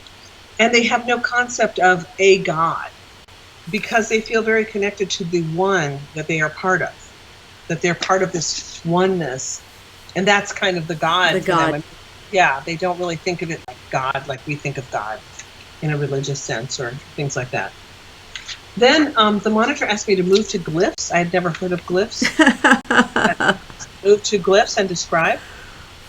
And what I got was glyphs are an art form created by Sasquatch, like our calligraphy. And they do have meaning. They leave them for other Sasquatch as reminders and information in that space-time. These glyphs provide guidance and help to other Sasquatch who arrive in that location. And the glyphs are like placeholders or information. Since they move around in time, wow. If suddenly a Sasquatch just suddenly is in this new time frame that he's never been in, if there's a glyph there that he understands, which he does understand because they understand this glyph, it kind of gives them information, so they can. Wow, that's amazing. I'm just going to stop you again because a lot of people see these glyphs and they believe it's actually for them. People, and we're not saying that it's not, because you didn't get to ask that specific question. Are they also for us? And maybe you will in a second maybe answer that. But to hear that the reason they're there is as a marker for the next one that comes in to see, maybe this is safe or this is cool or there's some weirdo people here. One of them's got a red hat, whatever. Don't eat the peanut butter from this guy, but eat the chocolate from this lady. That's amazing. That's incredible. 87% accuracy, everybody. Okay, so I had never heard of glyphs, and so that's all that's what I got when I asked about the glyphs, and it's crazy. I did not get that they had any connection to humans whatsoever. They are there for the Sasquatch. Wow. But then the monitor asked me to move to the origination of the Sasquatch and describe. So like humans, I got that like human Sasquatch were seated here. And millions of years ago, and the humans are relatively new to the planet. Sasquatch has been here for millennia or even longer, and exists on other planets as well. Planets that have moist, humid, thickly forested habitats, and that's what they really like. So I got that they're not just on this planet, they're also on many other planets. Then I got the question, are they working with the military? And that question just hit me so oddly. And I said, I think I heard that somewhere, but I don't feel that. I feel like the Sasquatch are extremely shy, and they really want to be left alone. I heard that over and over again. They just want to be left alone. They do help out, though. They do help and interact with humans like lost hikers and native peoples, for example. And the military is completely incongruent to their lifestyle of peace and love. They are quiet and silent. They thrive from their togetherness as a species. Humans' violent nature and tendency to cut down their habitats, waste, abuse, arrogance, sense of superiority is seen to be so foreign to the Bigfoot. That's like they want to cry, Yeah, it's unusual, it's strange, it's abhorrent, it's violent, it's sad, it's unnecessary, and most of all, it's threatening and dangerous. Not only to ourselves, but it's threatening and dangerous to them. Then the monitor did ask me to move to Sasquatch's eyes and describe, and I said, I'm having trouble with that. I see honey-colored eyes during the day. At night, the eyes are bright, allowing for better night vision, and that was the only, thing that I really got about the eyes. And then lastly, again, is there a message to humanity? And I sense that the Sasquatch bears no ill will to humans and would welcome humanity to embrace the web of consciousness that allows us all to share a common desire for life. Truly living is the key, leaving behind the constant striving for possessions and power and recognition and approval in order to be part of something much bigger and more wonderful is what I was really getting. So that's the end of that section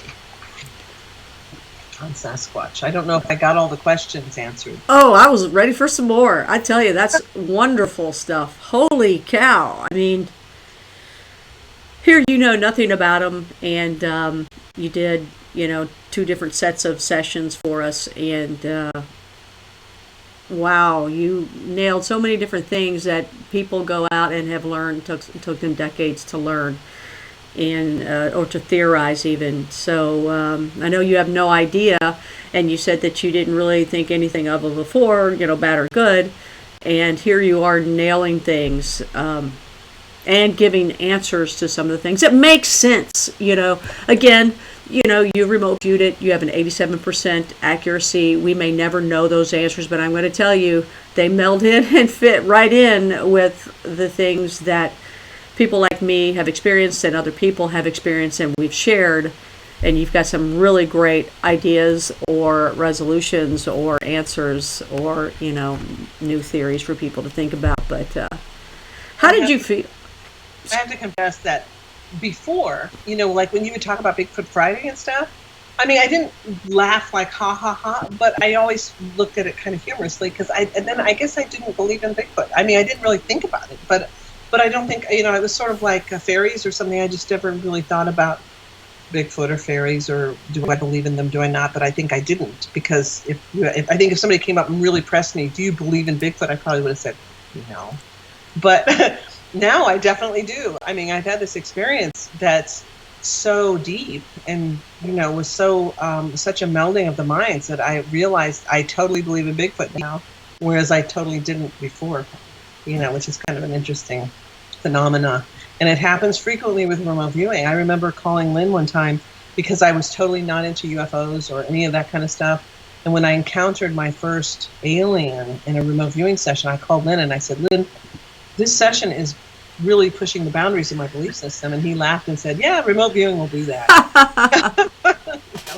But I was like, oh my gosh, because I don't even know if I believe in this. But since then, I've had a lot of encounters. So yeah, like years ago, what what did you study? Amish or what was it? Oh, no, it wasn't. It was just a non-denominational Christian group. Yeah, I thought you did something like a long time ago that was more like an Amish thing or something. Well, it was a group that was very fundamentalist. It wasn't Amish, but it was very fundamentalist in their belief systems, and I've never been a real uptight kind of person, though. I wasn't like real rigid in my belief system, but we lived communally, and so yeah, we just didn't ever talk about aliens. We never talked about reincarnation. And now look at you. Yeah, I know. I mean, and this kind of gives you a picture of what it was like. One day we were all in this living room, we'd been in a prayer meeting or whatever, and one of the guys that was there and his wife, they had lost a little boy in a swimming pool accident when he was 3 years old, and it was a really tragic thing. It had happened years before they had ever gotten into this religious group, and I had a little girl, and she looked uncannily like their son. She had red hair like he did, and she just looked a lot like him. And she came bouncing into the room, and she could just barely talk. She was a toddler, but she started talking about when she fell into the swimming pool and the angels came to get her. She started describing his death, and as if it had happened to her. She said, I fell into the pool, and I saw all the bubbles, and then the angels came and got me. And she had never been in a swimming pool at that point in her life. And she talked about falling into the pool. So here are all these religious missionaries who don't believe in reincarnation, and this little girl comes in, and we just kind of all went, okay, let's see, what were we talking about? Wow, I love it. Pushed it aside. And that was probably the beginning of, the rest of your life from there. Yeah. If you're just now joining us, everybody, this is Lori Williams. professional remote viewer as well as remote viewing instructor. I'm Connie Willis. You're watching Blue Rock Talk, Earth's most interesting conversations. Tonight it is Bigfoot Friday. We're talking about Bigfoot, and we're merging together one of our new shows, which is called Blue Rock Talk Bafflers. And a target was Bigfoot, and this was part 2 because we've kind of done it before. And so that's what we're talking about, and Lori's telling us. We're going to take a quick break. When we come back, we're going to get kind of Lori's summarization. And then from there, we'll take some of your questions before we wrap up the night. Thanks for watching. Once again, it's Blue Rock Talk with Connie Willis.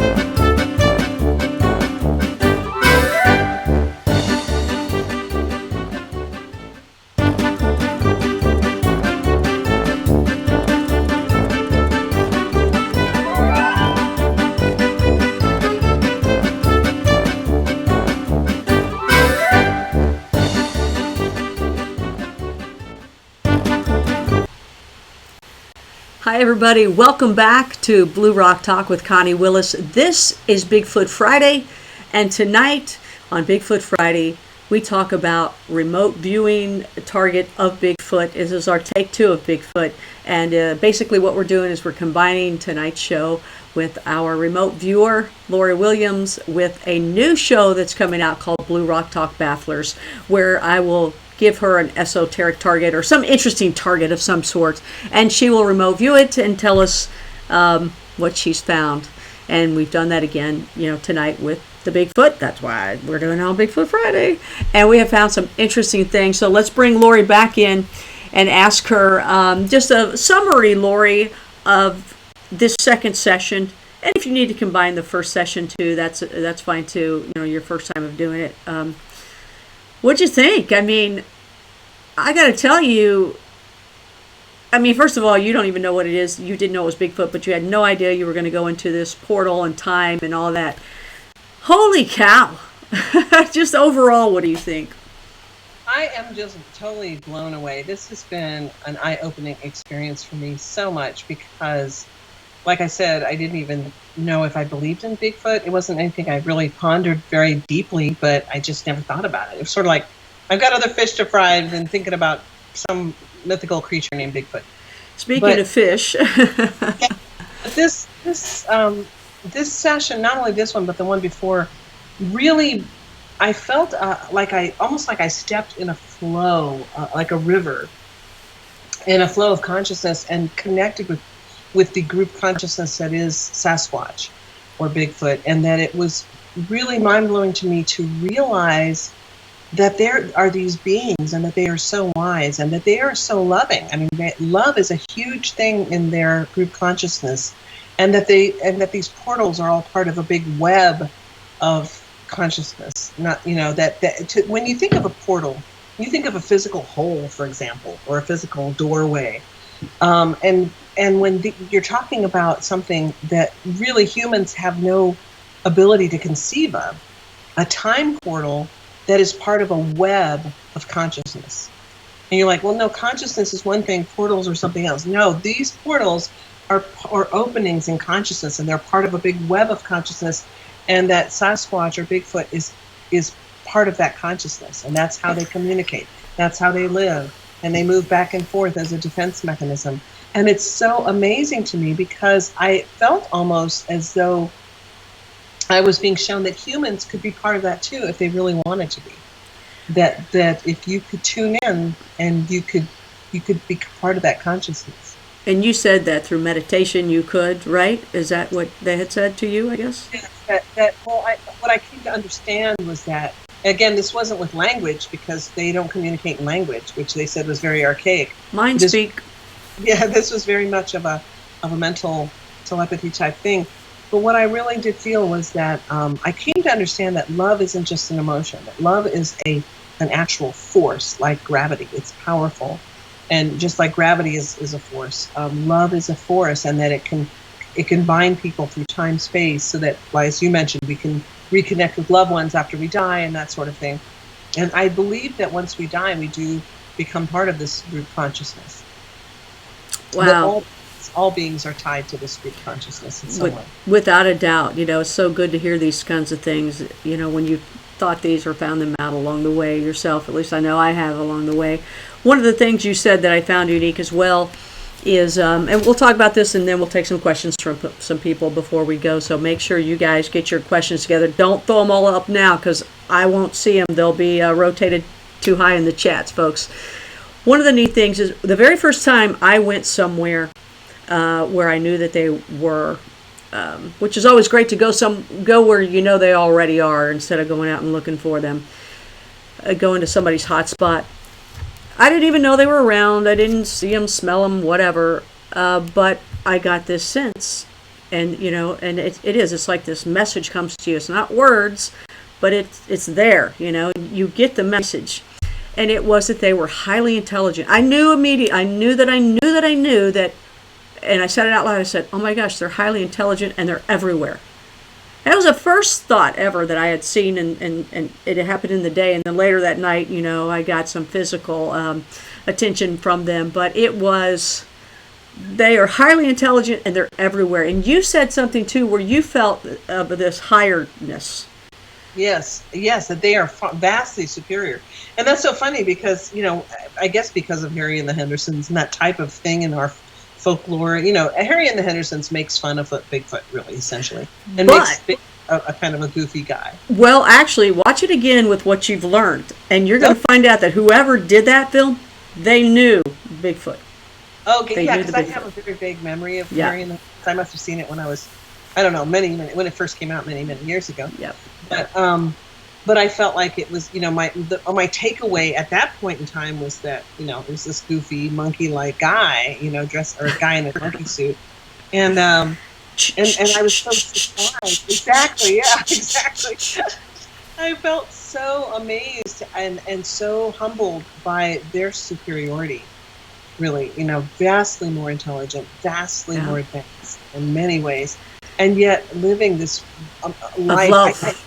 Of love, yes. And one of the things that I did never articulate in the session was that that life itself, them living a very simplistic lifestyle in the forest and gathering grubs and leaves and things like that is truly life. And that what we're experiencing with all of our grabbing for possessions and recognition and all that is it keeps us from life. It keeps us from really experiencing life.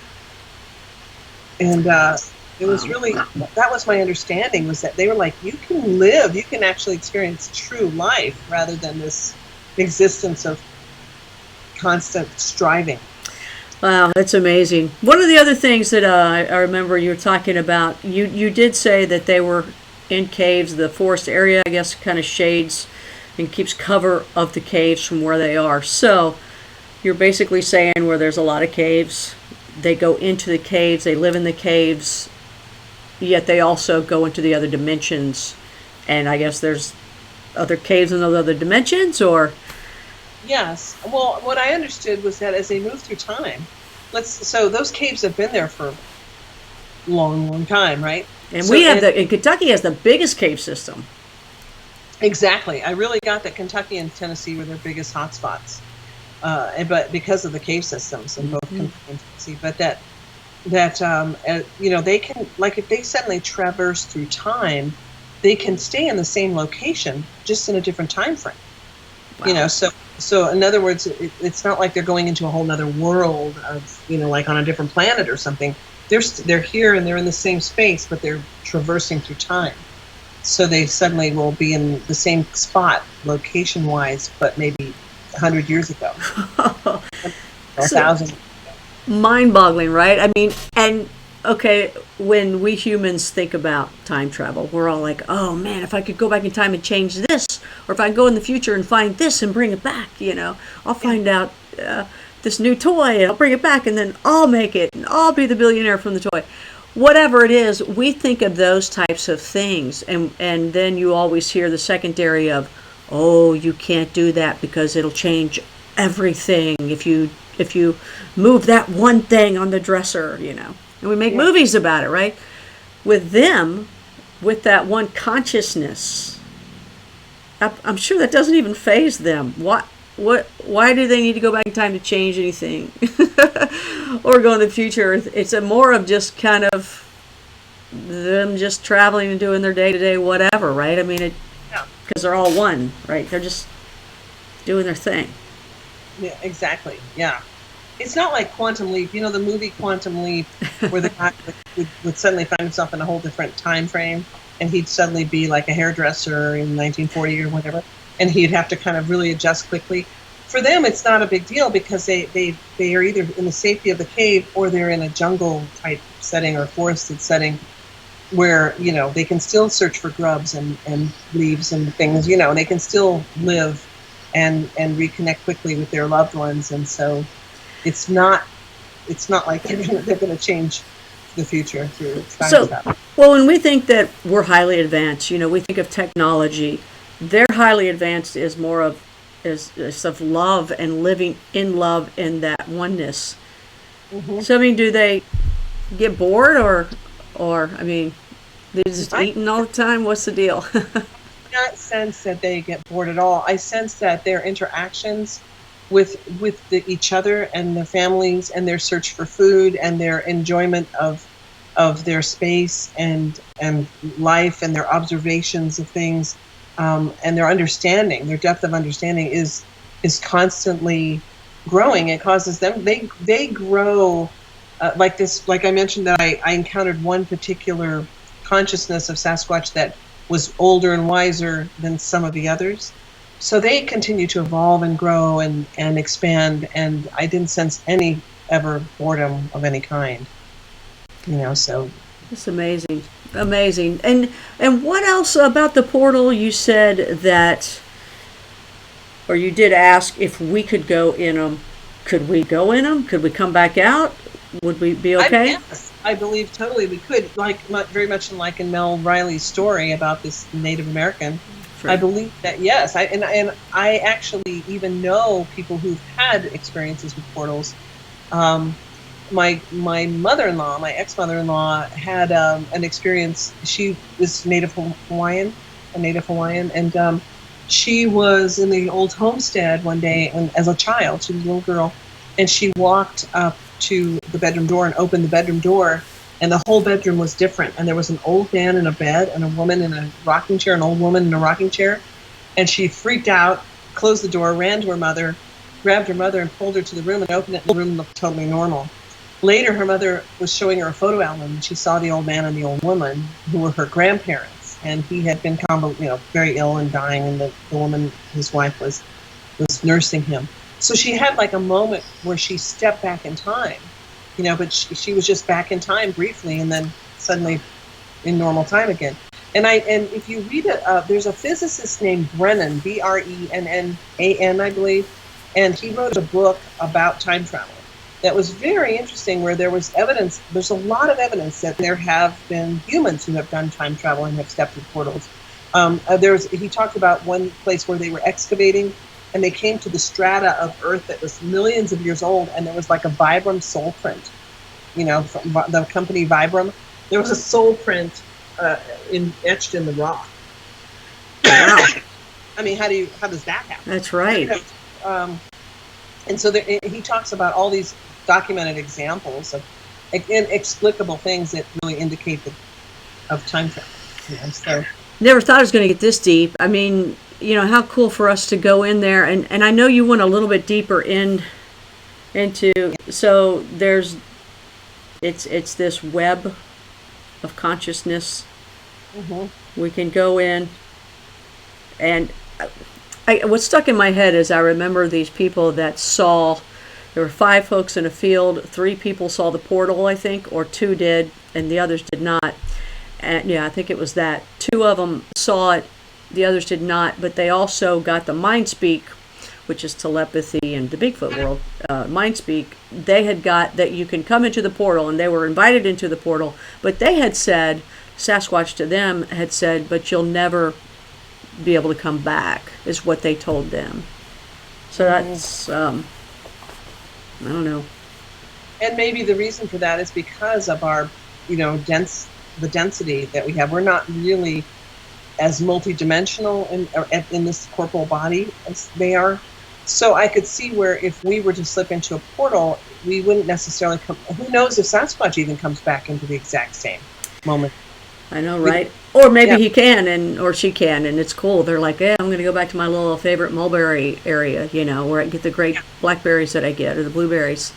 I would think so, if they have control. That's what you said was their main thing, was they kind of know the web of consciousness, right?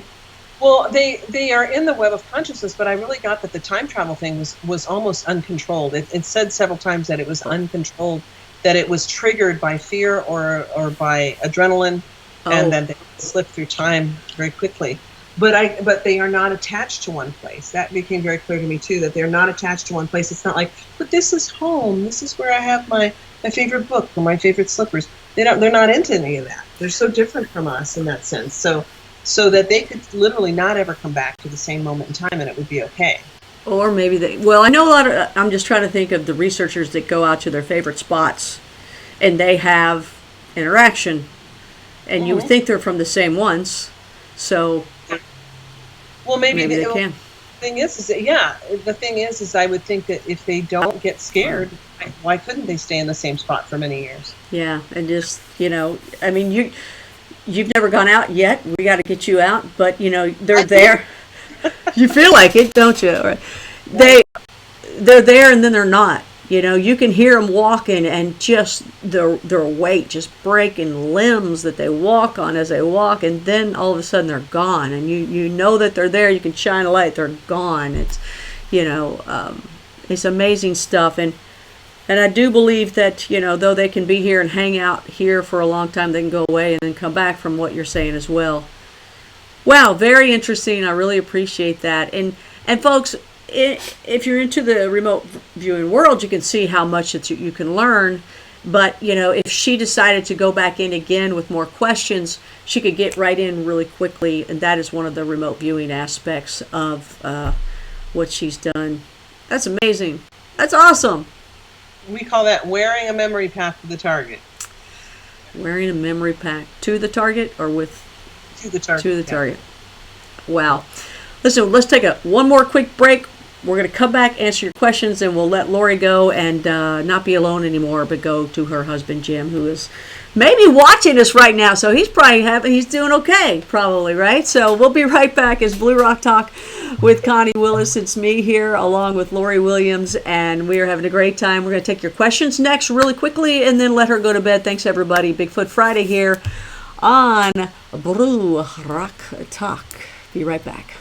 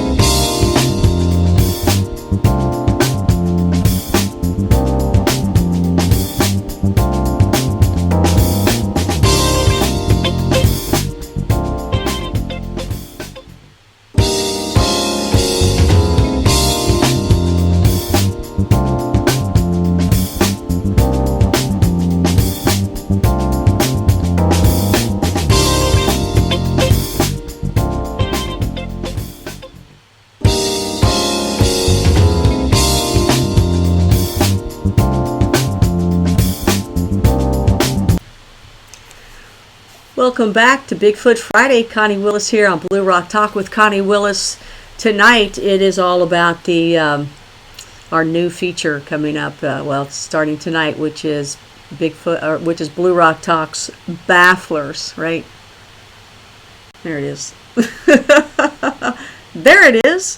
And there's who we're talking about right now. Hey, wait a minute. Oh, wait a minute. Oh, it's hard to do this backwards. There we go. Hey, Patty, celebrating 50 years. And that is why I actually asked Lori those questions about Bigfoot in the first place, because we're celebrating 50 years that Mr. Gimlin and Patterson got this picture. And this famous shot right here, by the way, is the shot where Patty, who has, become known as Patty, is looking dead at Bob Gimlin. I love that. I think that is so cool. I mean, Bob told me that himself in person. He said, oh yeah, he's looking right at me, or she's looking right at me.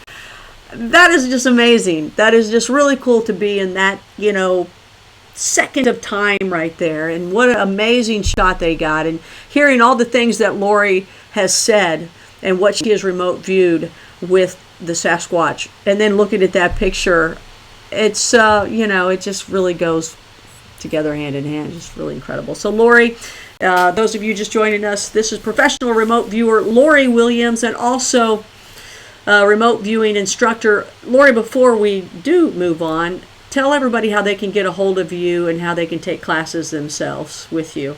Sure. My email address is Lori@intuitivespecialist with an S at the end of specialist.com. Lori@intuitivespecialist.com. If you're curious about classes, you're welcome to write. We have a letter that just kind of has all the links, and it gives you everything you want to know about classes.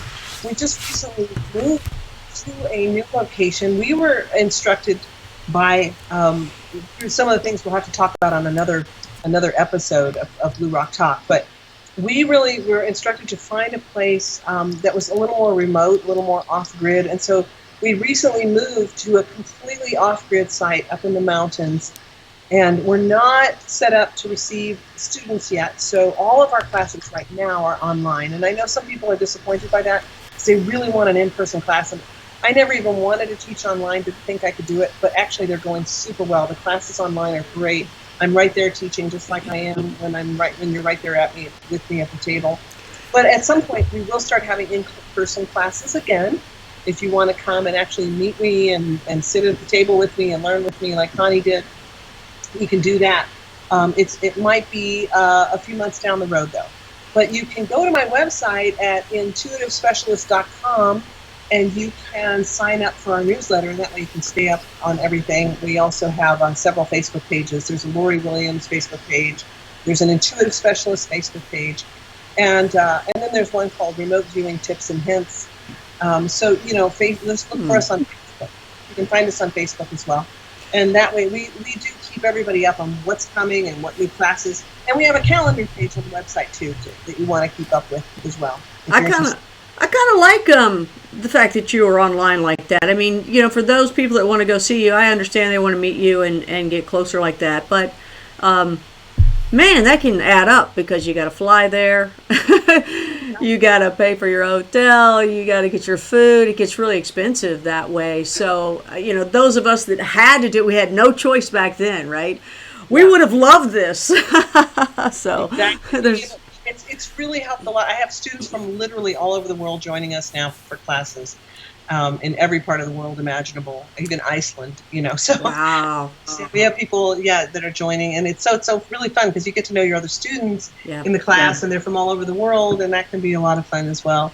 Well, meeting everybody in person was great too, because going to your classes, and then at that point you did 101, the basic 101. Now you do it all. But then everybody would go on to Lynn Buchanan's classes. And by the way, Lynn, we love you. Glad you're feeling better. Yay. We'll dedicate this show to you as well.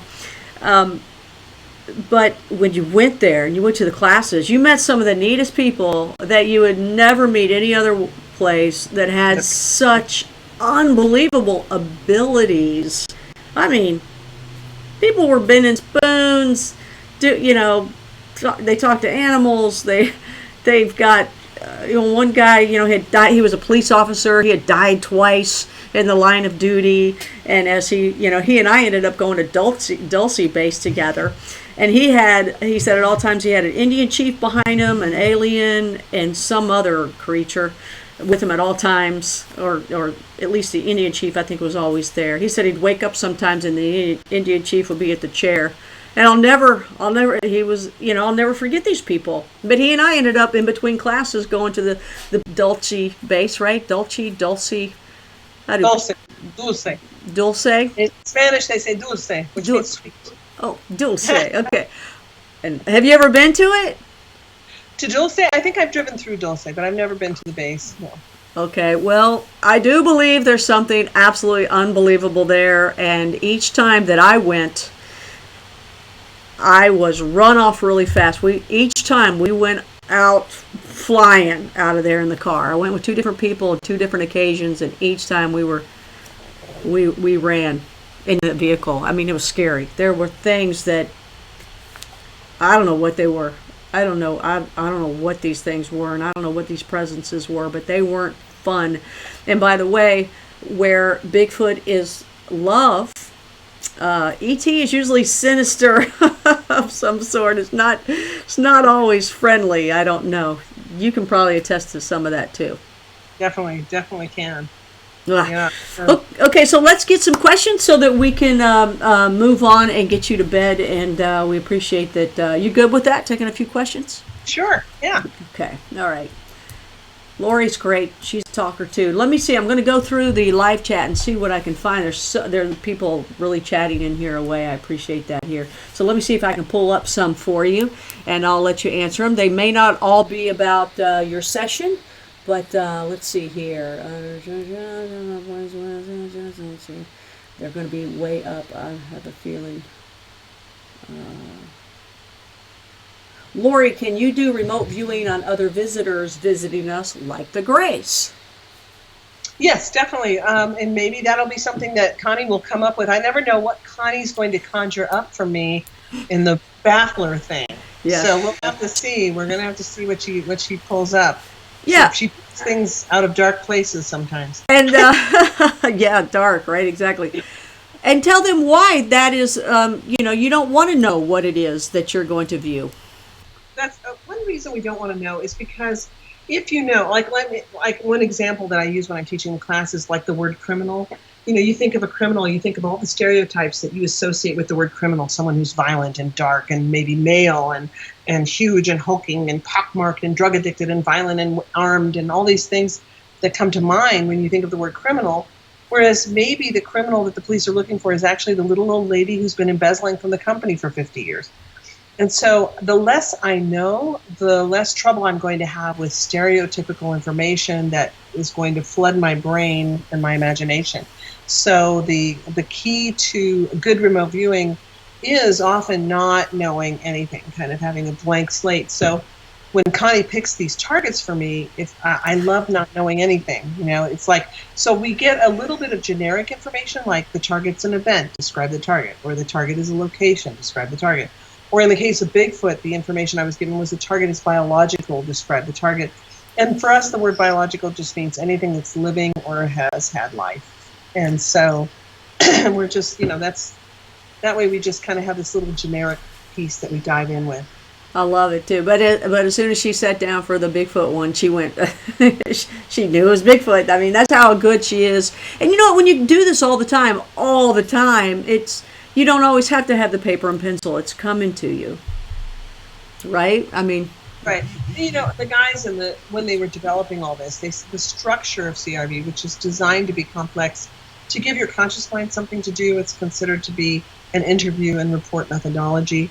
And so it's designed to be complex so that your conscious mind has a job and doesn't have to feel so threatened by allowing the subconscious mind to have a voice. But in that whole context of things, eventually the idea of the structure is to get you to the point where you don't need it anymore. That's the idea. But I still do everything very structured up to a point. And then I kind of fall off into just getting floods of information that I just have to write down as fast as I can. It's our ego that shuts off that consciousness, isn't it? So the Bigfoot have no ego. And here they are, the big man walking, and people always say, well, why are they afraid of us? Or it's just totally different. Without the ego and all about love, the only thing that's real, and that fulfills it 1,000%, that's what changes everything. And that's why it's not that they're afraid that they can't beat us up. It's that it's like, oh, humans, they got ego. Let's go this way and eat our blackberries. When you were talking about those people who saw the portal, and they were told if they went through it, they wouldn't be able to come back. Well, if they came back, imagine what that could do. I mean, how it would change everyone's paradigm if people went through a portal and then came back with, if anybody believed them anyway, it could really create some changes in our paradigm and our reality. Well, there's some people that say they have done that. And you know of some stories too. So one of the questions is, Lori, does Bigfoot, this is from Steve Peachy. Lori, does Bigfoot know of other bipedal life forms inhabiting our woods? I wondered about that as well. When I was doing the session, I was kind of curious. I wonder if there's other types of Sasquatch-like or Bigfoot-like life forms. And what I have come to understand, excuse me, is that there's many different types of life forms that are interdimensional, that are on Earth right now, that we are just surrounded by, and we're just not that familiar with them because we don't see them. A lot of times we just don't think about it. Kind of like I didn't think about Bigfoot until Connie forced me into this. I'm joking. I just never thought about Bigfoot until all of a sudden I'm face to face with Bigfoot in my remote viewing. But there's a lot of beings that are out there. Yes. So I'm sure that Bigfoot is aware of them. Yes. It's very hard to read the questions because there's so much that people are conversing in and out. Somebody did want to know any thoughts about the full moon that we have. And I don't know if it was last night was the exact full moon or maybe still is now, but the strawberry moon. Yeah, it was the 9th. So it's tonight, I guess. It's tonight is the full moon. It's supposed to be the strawberry moon. I have experienced such... for statistically, police, for example, say there's a lot more family violence on the full moon. Babies, when I gave birth to my second child at a hospital in Honolulu, Kapiolani Hospital, they said that they were delivering 900 babies a month there, but that the bulk of them would come around the full moon. And so I do strongly believe that the moon itself, in general, the stages of the moon definitely have an impact on our emotions, our reactions, and things like that. We tend to be a lot more emotional right around the full moon, sometimes the day before. This is when people are really have heightened emotions and tend to be more sensitive and get upset more easily, I've noticed. So that's pretty common, and people say, oh, there's no proof of that. And I've had a lot of people debate it with me. Even my own kids will debate that with me. That's been my experience. I've watched, I've lived communally. I've watched it come in waves. I've talked to a lot of policemen and a lot of hospital workers. I was going to say hospital, will tell you statistically, it's a lot more people. So in that sense, the statistics bear out that there's definitely something to it. Well, and it's cool that today you did most of your session for us tonight. You did it today, right? So that was good timing because I'm sure that you could have opened up more and got more information, maybe. I don't know. I really got a ton before Coast to Coast, and I don't think that was near was that on the full moon too? I don't know. Well, so much for that theory. So I was trying. So somebody wants to know if you knew anything about shapeshifters, because some people think that the Bigfoot is that. Some people then also believe that ETs are that. But what do you know of shapeshifters? My experience with shapeshifters is just kind of folklore in the sense that my husband, who grew up on the right on the border of the Apache Indian Reservation and went to the Apache school as a child and grew up really strongly with the Apache, had a group of friends who were driving out one night. They were just driving around, and suddenly there was this, I can't remember, was it a wolf, or it was like an animal that was running along their car, and they went faster and faster, and he went faster and faster, and it was like an old man. He looked like an old man, and he was wearing like a wolf head on his head. But he ran 50 miles an hour next to them, next to their car as they were driving. And so they were panicked. They were all panicked. They all, when they finally got away and they were comparing notes, they had all seen the same thing. And they asked some Native American about it, and they said, "Oh, that was a shapeshifter." And they said, I'm surprised to hear they were so far south." And of course, many people are familiar with the oh gosh, all of a sudden I have a mental block of that ranch, that has the interdimensional beings. Skinwalker Ranch. Yes. Skinwalker Ranch. I read that book, scared the bejesus out of me. So I do believe in shapeshifters, definitely. I believe that there's a lot of things. And in Skinwalker Ranch, actually, we were asked to go visit some land right in the area of Skinwalker Ranch, and had some pretty wild experiences there. So there's definitely a lot of portals in that area, and they're interdimensional portals, and there's all kinds of beings. The other guy that asked about the bipedal beings, there's other beings that definitely are coming in and out of portals. And it seems to me, and I could be wrong, but it seems to me that there are more and more portals being opened up. I don't know if it has to do with fracking or so much of the stuff that's going on right now that we're doing to the earth, but portals just seem to be opening up, and we seem to be experiencing a lot more interdimensional stuff. And it doesn't have to be a negative thing. I mean, I know with our audience that we have, some people believe in the climate change and other people do not. And you can also look at it on the other side of that they're opening up for good reasons to come in here, for other good reasons, or maybe even bad reasons. Those grays are coming in more and more. Those reptilians are on their way. But it sounds like that, holy cow, I mean, it just, from what you described with all the portals and that consciousness web, that, all these things can go in and out, and they know about it, where we are in the time package that we're not allowed to, that we are here for whatever reason it is, and maybe it is to find the higher consciousness, maybe it is to realize that love is the only thing that there is, or not. I mean, or maybe it is to say, hey, you have a time package, and this is where you go, and you don't think about us grays, and you don't think about us shapeshifters, and you don't think about us Bigfoot. You go and experience life as a human, and go and work and have kids and family and do it. Maybe that's all it is, or maybe it is, okay, you are doomed to go to Earth. It could be all sorts of different things from what you said, and I got to tell you, from learning all this kind of stuff along the way, sometimes I look at it as there's some of us that are aware, and then there are others that, and that right there is a nice step when you're aware. But then there's another step of you're aware that you're aware. That's even bigger to me. And sometimes I wish that I was never aware, so that I could live the human experience, because there's so much that I lose. Because once you are aware, you can't go back.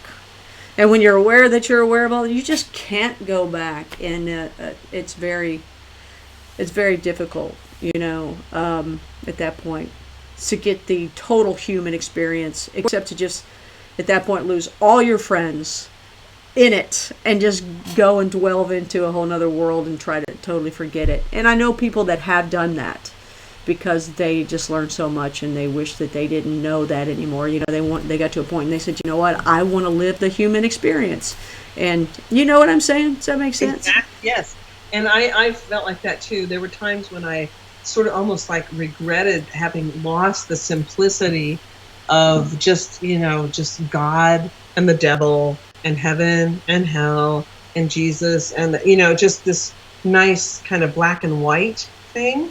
And now there's a lot of gray areas, and that I haven't. I'm hoping that with some of the Baffler stuff we're going to do, that I'm going to explore some of those gray areas that I've never looked at before. Yeah, and I got to tell you, I've never lost God or Jesus or the Holy Spirit. brought up Christian, and I still believe those things exist without a doubt. But I think I have more of a insight of them, more of they're bigger than the little where we put them. They're bigger, when people they're bigger.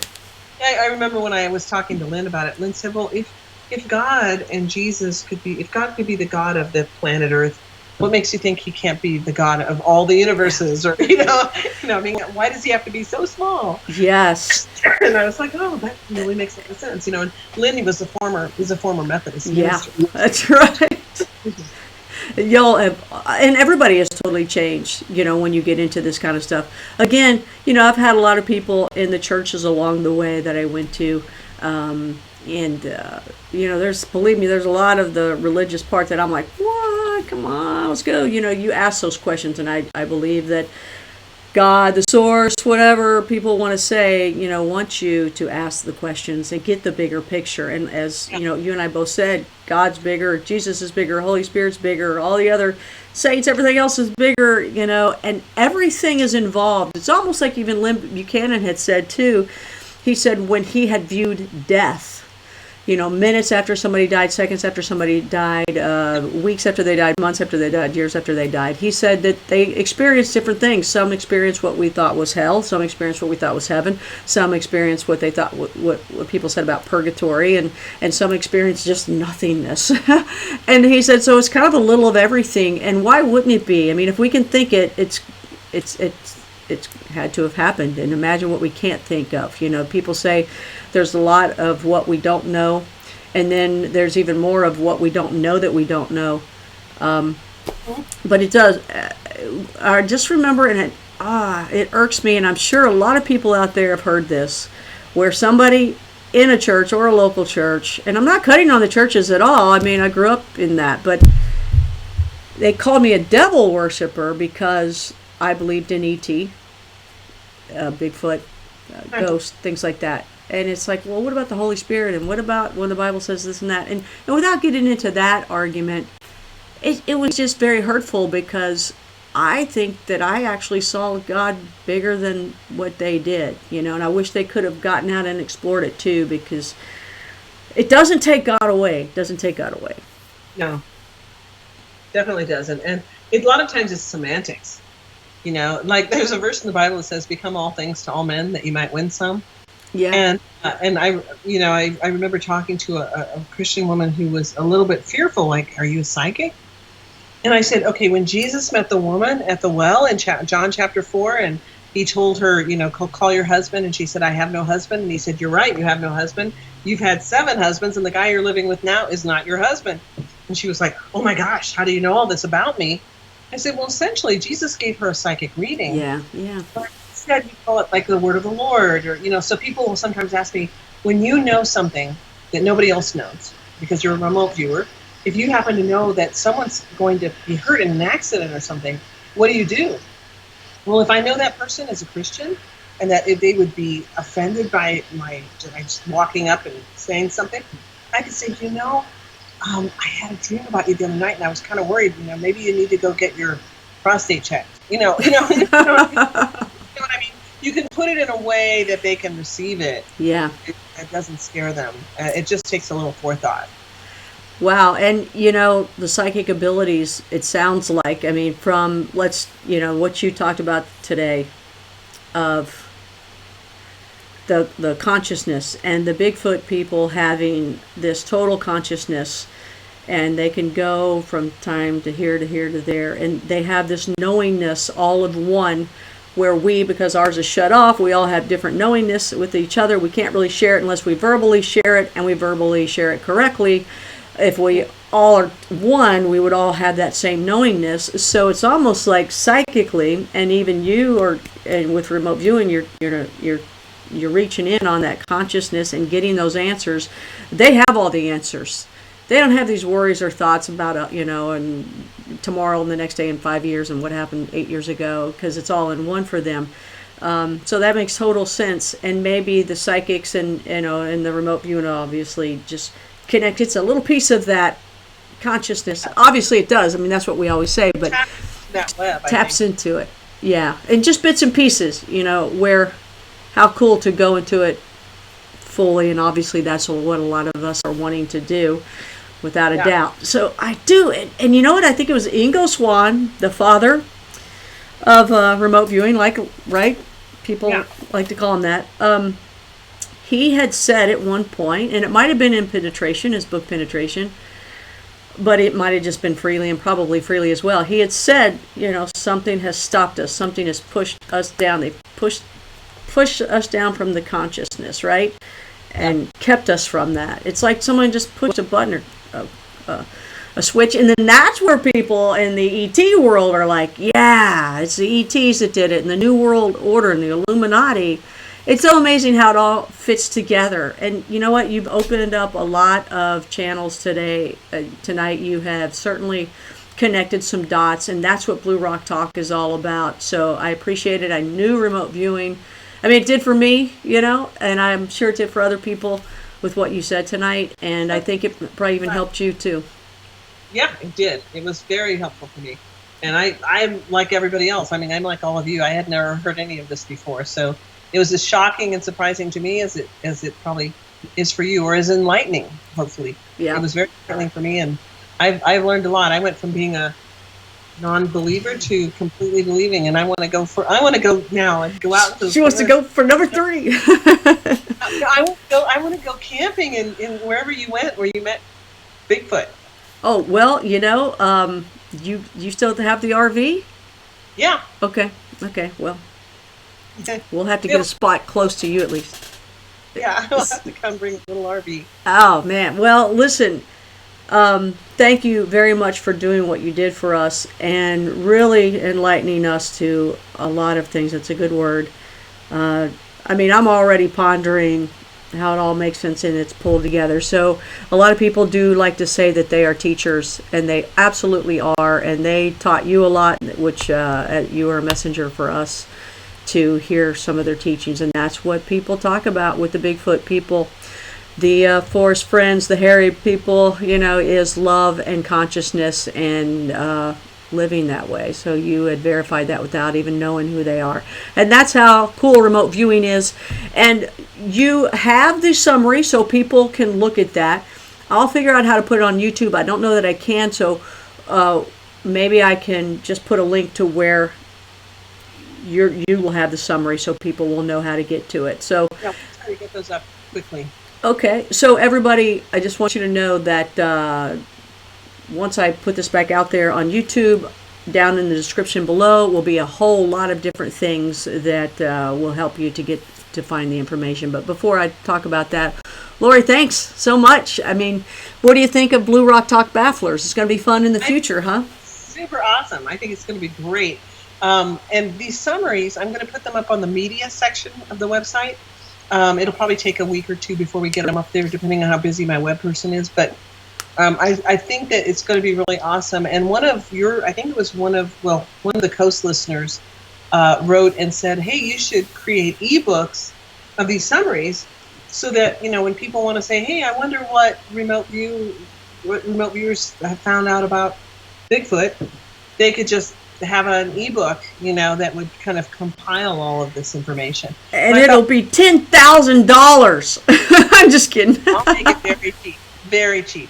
But I thought, wow, that's great. That's a wonderful thing. In fact, I don't like to think that anybody that really is earnest should miss out on absolutely expanding consciousness through money. That money would keep someone from learning this. So we even offer payment plans and stuff for people who want to take courses. Oh, that's excellent. Yeah, because I didn't have 2 pickles to rub together when I started my journey. Oh my gosh, I'm still paying for your classes from years back. It's just the way it is. It's just tough, because I took them all. I ended up taking them all the lens and anyway. Yes, I just want everybody out there to know that any type of thing that we do together with the Bafflers, you will have a way to connect to those summaries. Whether and I may have a connection of it before you have to wait a week, but I'll have it. Lori will have it. Obviously, Coast to Coast has 3 of them, and that's really cool. So we will definitely keep those out for you. And this is all about sharing and learning and putting the pieces of the puzzle together. It's Blue Rock Talk here with Connie Willis, and it's Earth's most interesting conversations, and that's the whole plan, is try to solve what's going on out there and put the pieces of the puzzle together. So, Lori, before you go, is there anything else you'd like to say? I just want to say it was a tremendous honor to communicate with the group consciousness that is Bigfoot. It was really, I was honored, and I'm honored to be part of Blue Rock Talk and to be a rocker, a blue rock rocker, and to and to be your friend, Connie. Thanks so much for having me on your show tonight, and I'm looking forward to some future stuff we're going to do together. And we are going to do that, folks. We're going to do the future is Blue Rock Talk Bafflers, and I'm excited too. So thank you, and hey, I guess I'll just see you next time, okay? Thank you very much for coming, Lori. Appreciate it. Have a good night. Hang in there for a second. Don't hang up yet, okay? Because everybody will hear you, okay? So don't hang up yet. But I'll say goodbye. I'll get right back to you. It's live internet, folks, so, you know, it is what it is. You can't have that perfect show that you think like network television anymore. You just gotta do what you gotta do. So I want to... See, like, she doesn't even know that she's off camera right now, and she's still talking. That's the way it is. That is what it's about. And Lori, hey, look, I'll put you back on. It's okay. You know what? You've already turned me off, haven't you? No. Oh, okay. All right. Well, I'm going to turn you off, but don't turn off yet. Okay. I'm just going to say goodbye to everybody. Okay. All right. Okay. That's Lori Williams, Blue Rocker, friend, professional remote viewer, and remote viewing teacher. Again, when you watch this, you will see everything down in the description below of how to contact her, as well as get a summary of the show. So thanks everybody for being here. I want to remind you, please, to subscribe, like, comment, and share. It's all about growing the channel of Blue Rock Talk with Connie Willis. And this is how we do it, by providing great content for you. Again, Blue Rock Talk Bafflers, you will see more of this. It is a regular featured series here on Blue Rock Talk, and this was our first night. And again, I was honored to be able to kick it off on Coast to Coast. I appreciate you guys supporting me there as well, and I appreciate Coast to Coast supporting me and being able to be on that iconic radio station. And Blue Rock Talk is the iconic YouTube channel for you. So thanks again. Please, like I said, subscribe, pass this on to other people, share the show, comment below, let me know what you like, and I just really appreciate you being a part of this. We've got a whole lot more in the future to share, and just very happy to be a part of it. So everybody, have a good night. Thank you for hanging in there. I know we got in late, but that's me and the technical difficulties. It is not easy to do this and look at the camera and all these other technical things around me that you guys don't see that's going on. So good night, and have a pleasant tomorrow. I think I've heard that somewhere before. Anyway, take care. Have a safe and happy rest of the day. This is Connie Willis for Blue Rock Talk, and I will talk to you soon, I'm sure, on Coast to Coast or here on Blue Rock Talk.